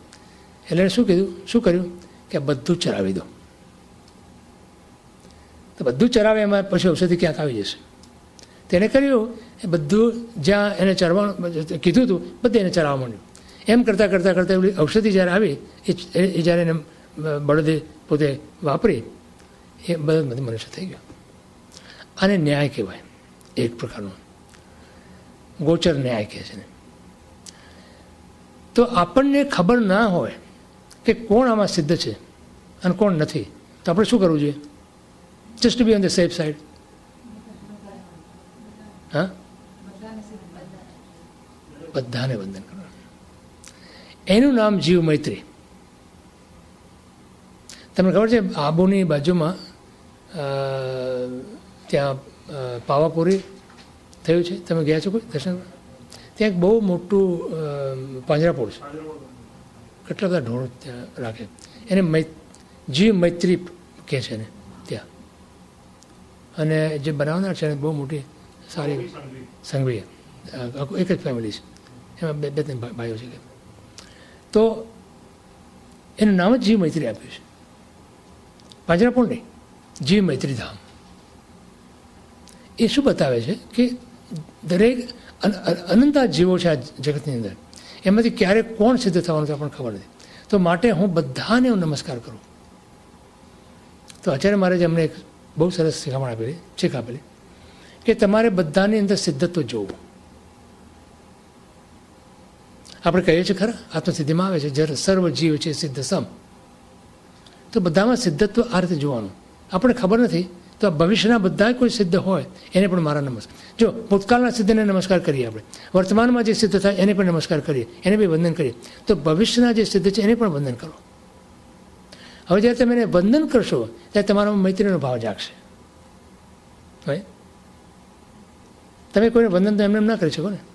જ્યારે હૃદયમાં અંદર કોઈ એ જીવ પ્રત્યે કોઈ મૈત્રી આદિનો ભાવ હોય ત્યારે તમે એને વંદન કરો. તો એ રીતે અહીંયા શું કહે છે કે સમસ્ત જંતુ વિષયક સ્નેહનું પરિણામ એટલે જગતના સર્વ જીવો પ્રત્યે પ્રેમનું પરિણામ. પ્રભુની સાથે પ્રેમ કરવો કે પ્રભુને વંદન કરવા કે પ્રભુને પૂજા કરવી, એની અંદર જગતના સર્વ જીવો સાથેનો પ્રેમ સમાયેલો છે. એ કઈ રીતે એ હમણાં આપણે સમજીએ. સમજાણું કે શા માટે પ્રભુને કરેલા પ્રભુ પ્રત્યેનો જે પ્રેમ છે એ જગતના સર્વ જીવો પ્રત્યેનો પ્રેમ છે.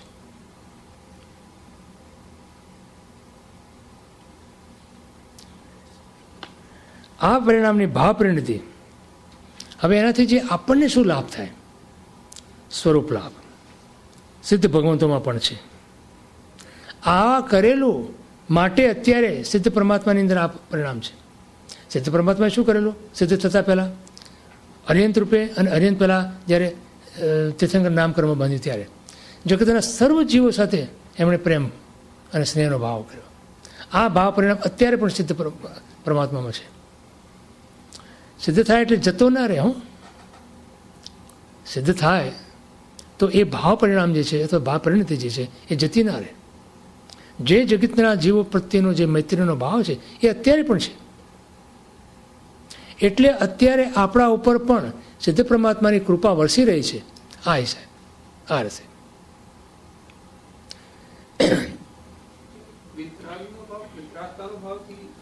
નહીં ન થાય. રાગ અને પ્રેમની અંદર ફરક છે. રાગની અંદર લેવાનું છે, પ્રેમની અંદર આપવાનું છે. તો પ્રભુ તો આપે જ છે. પ્રભુને રાગ નથી, પ્રભુને કંઈ લેવાનું નથી. તમે જો તમે જ્યારે પ્રેમ હશે ને ત્યારે તમે આપશો. હમણાં જ મેં રસ્તામાં આ જોઈ મેં વસ્તુ આવતા. પોતાના દીકરા પ્રત્યે પ્રેમ હોય તો એ માંગે આપીએ ને આપણે, એને જ્યારે જરૂર હોય ત્યારે આપીએ ને, ખરું? કેમ? એને જરૂર છે અને પ્રેમ છે માટે આપે છે, ખરું? એમ જો તમને જગતના સર્વ જીવો પ્રત્યે પ્રેમ હોય તો તમે આપવાના કે લેવાના? આપવાના એટલે તમે કેવા થયા? દેણદાર. દેણદાર છે ને, લેણદાર નહીં. લેણદારની અંદર લેવાના હોય, તમે દેણદાર એટલે દેવાના. બોલો, જગતની અંદર અત્યારે અનાદિકાળથી અનંતા જન્મોમાં આપણે શું કર્યું છે? લીધું જ છે ને, લીધું જ છે ને. હવે કોઈ મને એમ કે પૂછે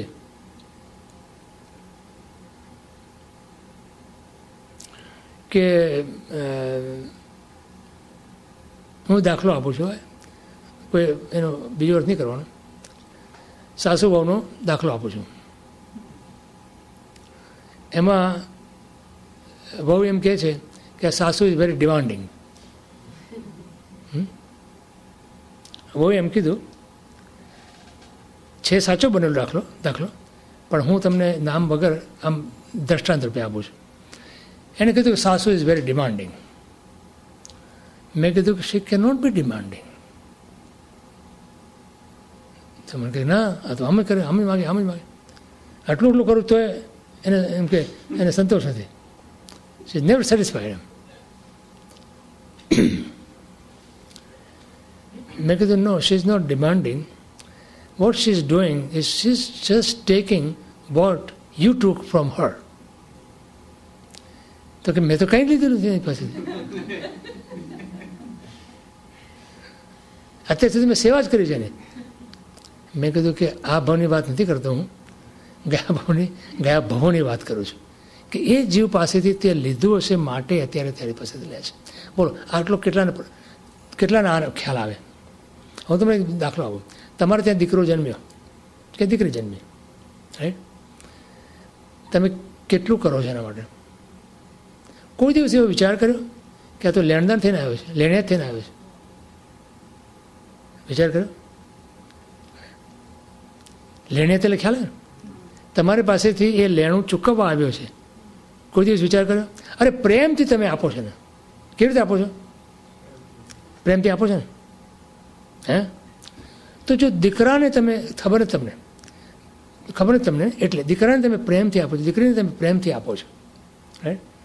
તમને ખબર નથી કે એને કેટલું તમે એની પાસેથી લેણું લીધેલું છે કે જે તમારે આપવાનું છે, ખબર નથી. હવે એને બદલે બીજું કોઈ વ્યક્તિ કે જેની સાથે તમારો સંબંધ નથી, એવો દીકરાનો કે દીકરીનો કે પતિ પત્નીનો એવો કંઈ સંબંધ નથી, પણ માનો કે બીજો સંબંધ છે. હવે એ જ્યારે તમારી પાસે ધારો કે ભાગીદાર હોય, ઘણી વખત ઘણા ભાગીદાર કરીને જતો રહ્યો, ભાગીદાર નવડાવીને જતો રહ્યો એમ કે અમને. મેં કીધું નવડાવીને નહીં, તારા કર્મોને ખપાવીને જતો રહ્યો છે.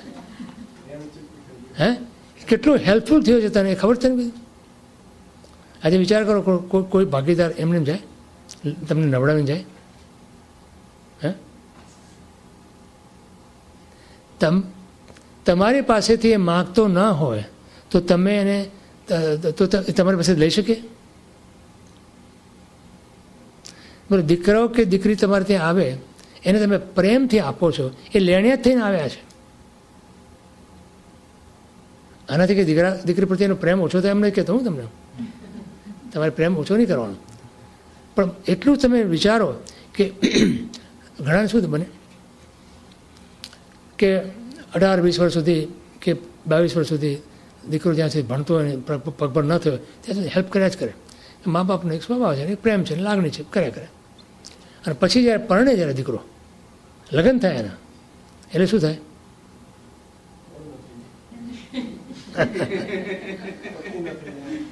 વહુનો થઈ ગયો, પત્નીનો થઈ ગયો. પછી મા બાપ વિચાર એમ કરે છે કે તો હવે આટલું મેં એનું કર્યું, હા આટલું મેં કર્યું, કેટલું કર્યું મેં, અને હવે જો હવે મારી સામે જોતો નથી. થાય છે કોઈ? થાય કે નહીં? આમ થાય? આમ બને ને? બને કે નહીં? અરે બને જ છે ને. બને ત્યારે આપણે એવો વિચાર કરીએ છીએ કે મેં 20-22 વર્ષથી મેં કેવું કર્યું, કેટલું કર્યું મેં. અમે એમ કે ઘસાણા, અમે ના ભોગવ્યું, પણ એને માટે કર્યું બધું. ઘણા મા બાપ કરે છે અને કર્યું છે. હવે એને એ એમ બોલે તો એને કે વાંક નથી એનો, પણ એ વસ્તુ ભૂલી જાય છે. શું ભૂલી જાય છે? કે એ દીકરો કે દીકરી જ્યારે આપણે ત્યાં આવે છે, જન્મ લે છે, ત્યારે આપણી પાસે લેણું લેવા માટે આવ્યા છે. પછી તમને નહીં લાગે. એ જ પ્રમાણે તમારો કોઈ ભાગીદાર હોય, તમારો કોઈ મિત્ર હોય, કોઈ સંબંધી હોય. કારણ કે 2 મિત્રોમાં એવું થાય છે, કારણ મેં કેટલું કર્યું મેં, પણ આવજો હવે કંઈ મારે જરૂર પડે ત્યારે મદદમાં આવે છે, નથી આવતો. એ જે ભાવ છે એના બદલે આ એક ભાવ કે ભાઈ મારા એક સારું કામ થયું, એક વસ્તુ સારી બની કે જેટલું મેં લેણું લીધું હતું એ મેં આપી દીધું. હવે હું થઈ ગયો નવો. કૃપાળુદેવે લખ્યું છે, જ્ઞાની પુરુષો લખે છે કે આ જગતમાંથી જેટલા પરમાણુ ભેળા કર્યા છે એ બધા જગતને પાછા આપી દઈએ તો જ આપણી અંદર. ભગવાને શું કર્યું? તમે જો 12.5 સાધનામાં ભગવાને શું કર્યું? જે આવ્યું એને આપતા ગયા ને. ગોવાળ આવે તો ગોવાળને પણ આપ્યું, કાનમાં ખીલટા ઓલા સુલપાણી આવે સુલપાણી, સંગમ આવે સંગમ. જે આવ્યા એને આપતા જ ગયા. શું કામ આપતા ગયા? એક અક્ષર બોલ્યા નથી ભગવાન. ચંદ્ર કૌશિકે એને ડંખ માર્યો તો બી બોલતા નથી. બુજ એને ઉલટાને આશીર્વાદ આપે છે. બોલો, આ તો કઈ રીત કહેવાય? એક માણસ આપણે ડંખ આપે અને પછી એને આશીર્વાદ આપે. હા, તમે કોઈ દિવસ કરી શકો એવું? તમારું બોલું બોલે, તમારું અહિત કરે અને છતાં પછી તમે એનું હિત ચિંતવી શકો? ભગવાને કર્યું. શ્રીપાળ રાજાનું રાસ વાંચ્યો છે ને? શ્રીપાળનું વાંચ્યો છે ને? શ્રીપાળ રાજાના રાસની અંદર ધવલ આવે છે ને, ધવલ શેઠ આવે છે ને. કેટલું બુરું કર્યું શ્રીપાળનું. પણ જ્યારે શ્રીપાળે જોયો છે ને ત્યારે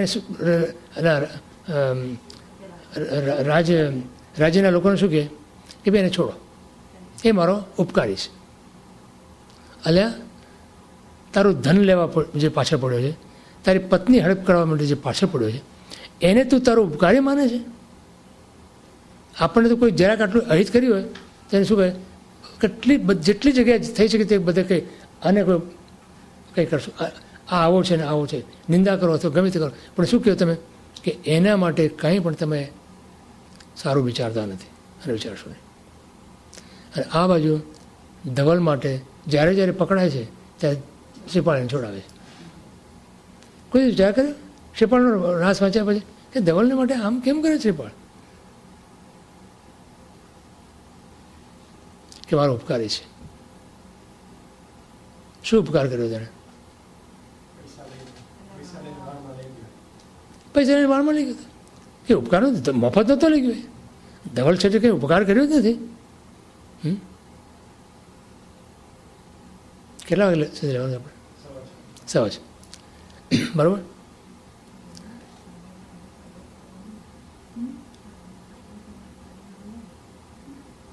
જો તો કે ધવલ શેઠ મારો ઉપકારી છે એમ કીધું.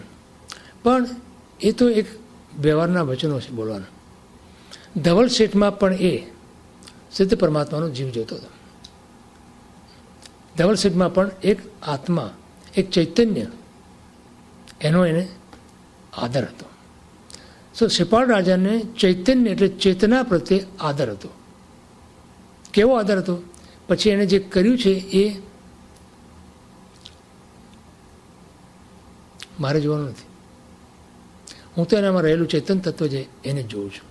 આજે આપણા પાસેથી કોઈ, ધારો કે કોઈ મિત્ર હોય, કોઈ આપણે દીકરાના દાખલા આપ્યા, બીજા ભાઈ કોઈ પણ આપણી પાસેથી જ્યારે લઈ જાય છે કંઈ, આપણે માનીએ છીએ કે આપણા પાસેથી લઈ ગયું કોઈ, ત્યારે એમ માનવાનું કે મેં એને ચૂકતે કર્યું છે, હવે હું એનાથી છૂટો થઈ ગયો, એનાથી હવે મને એને આપવું ન પડે એવું મને જોઈએ છે.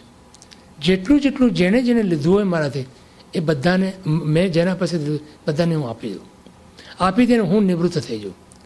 હું શું થઈ જાઉં? ખાલી થઈ જાઉં. જો તમે ખાલી થશો તો જ ઉપર જશો. જેમ હલકા હોઈએ આપણે એમ ઉપર જાય. ભારે હોય તો ક્યાં જાય છે?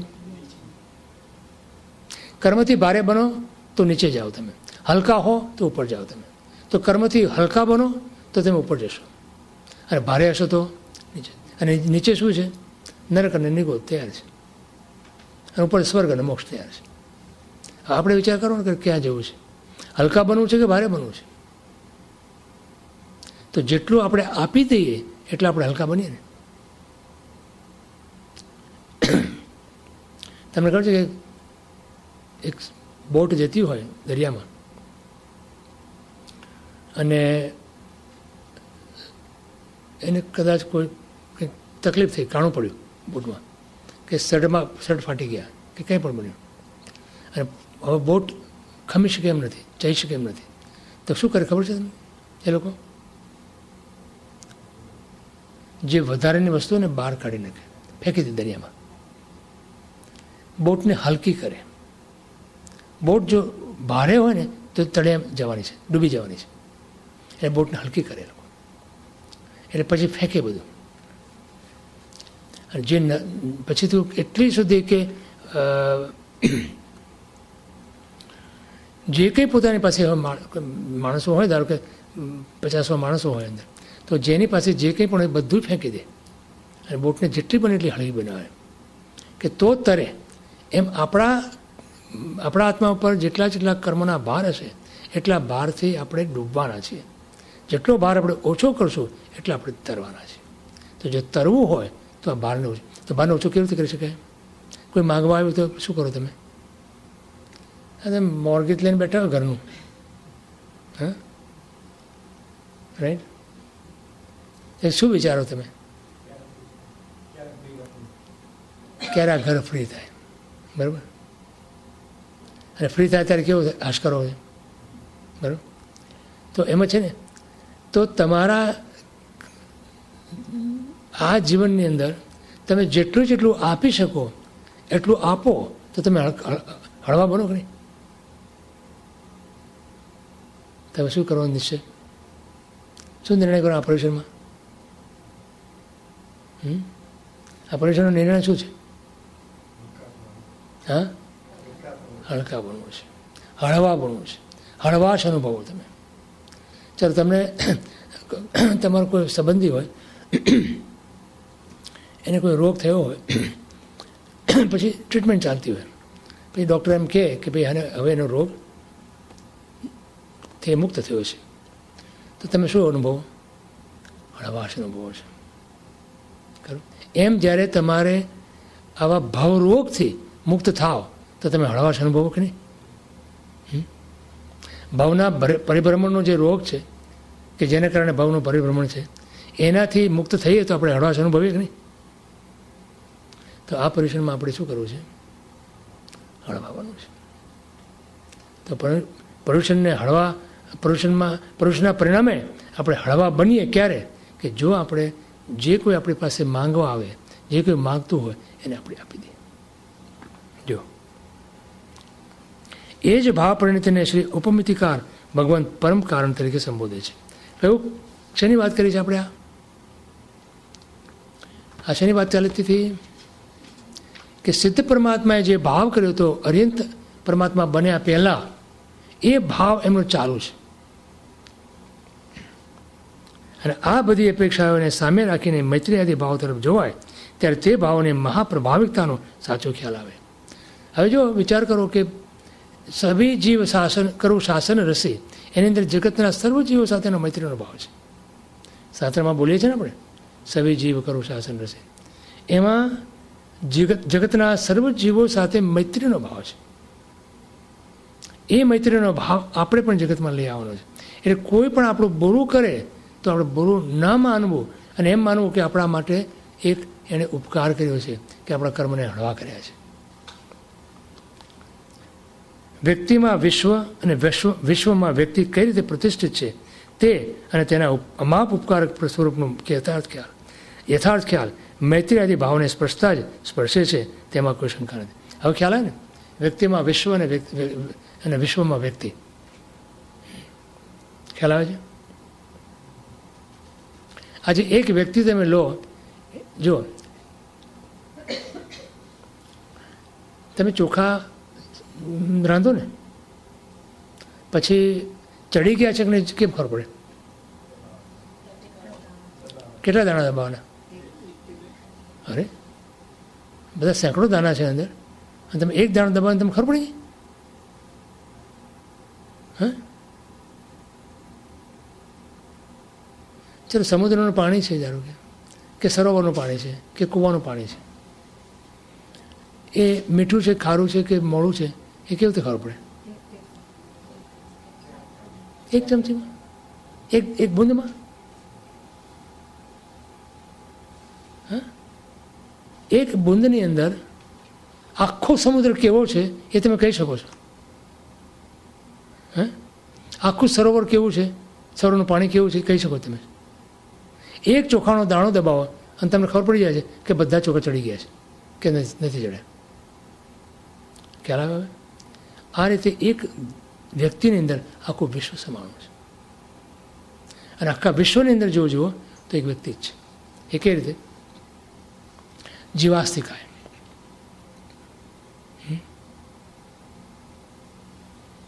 એટલે શું?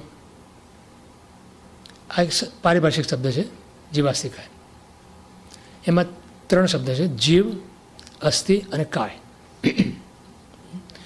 જીવ એટલે જીવ, અસ્થિ એટલે સમૂહ, અને કાય એટલે પ્રદેશ. ખ્યાલ?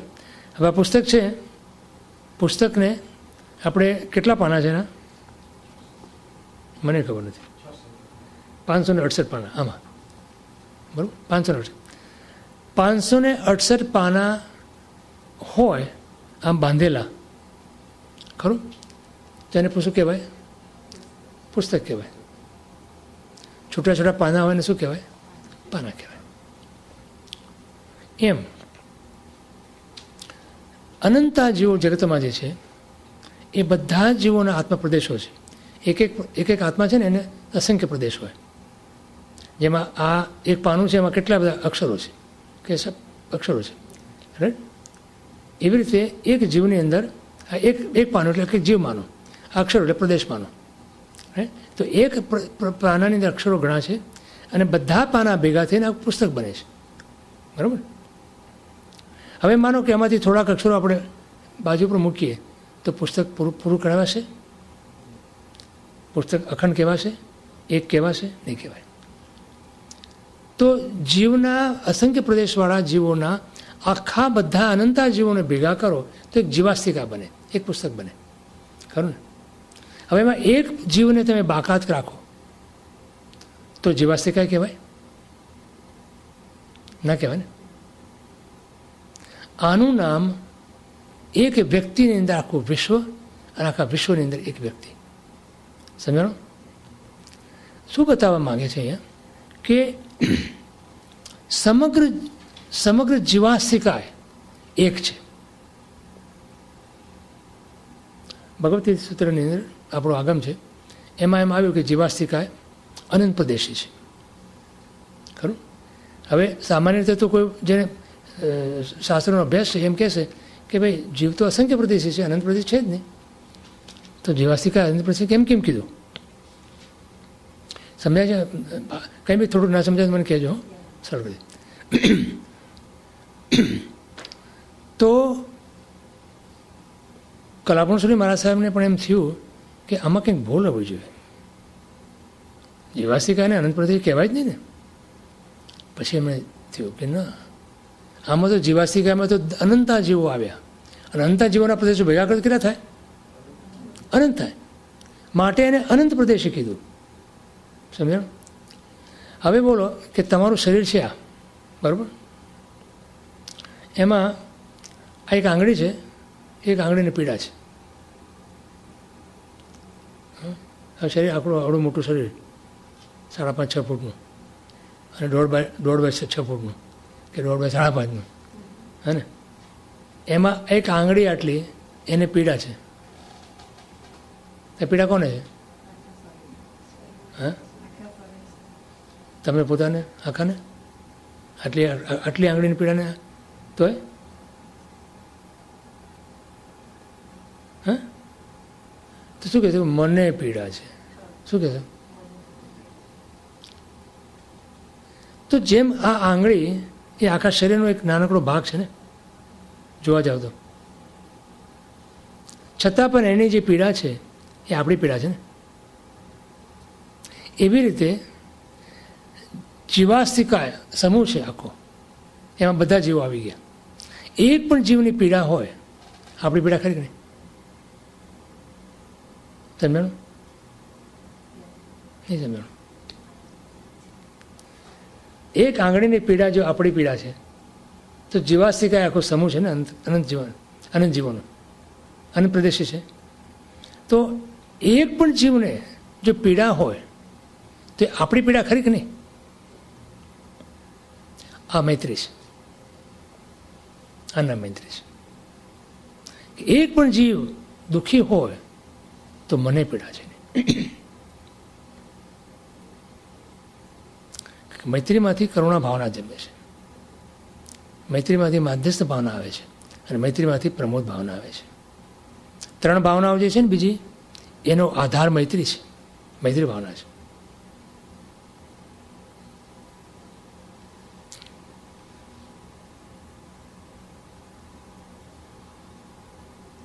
તો એ રીતે અહીંયા 3 મહાન ભાવો આપ્યા છે: પ્રમોદ, કરુણા અને માધ્યસ્થ. એ આપણે આગળ છું, પણ હવે આપણે સમજો 3 મહાન ભાવો સમજવાના છે. મા કાશિત કોપી પાપાની, મા ચ ભૂત કોપી દુઃખિત, મુચતામ જગદપ્યેશ્યા મતિર મૈત્રી નિગદ્યતે. એનો અર્થ શું થાય છે? આ ભાવના ભાવવાની છે. આપણે શું ભાવના ભાવવાની છે? આપણે રોજ આપણે જમવા બેસીએ ને, આપણે એક પ્રાર્થના કરીએ. આપણે જોકાર બોલીએ કે કોઈ પ્રાર્થના કરીએ: સર્વથા આસો સુખી થાવ, પાપને કોઈ આચરો, સર્વત્ર સુખ શાંતિ વિસ્તરો, ઓમ શાંતિ. કરી છે પ્રાર્થના?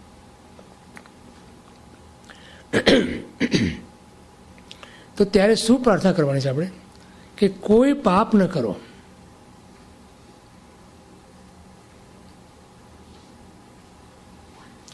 કોઈ દુઃખી ન થાવ, કારણ કે દુઃખ જન્મે છે પાપમાંથી. આ જગત મુક્ત થાવ, એટલે જગતના સર્વ જીવો મોક્ષને પ્રાપ્ત કરો. એવી બુદ્ધિને, એટલે એવી ભાવનાને, અથવા તો એવા વિચારને મૈત્રી ભાવના કહેવાય છે.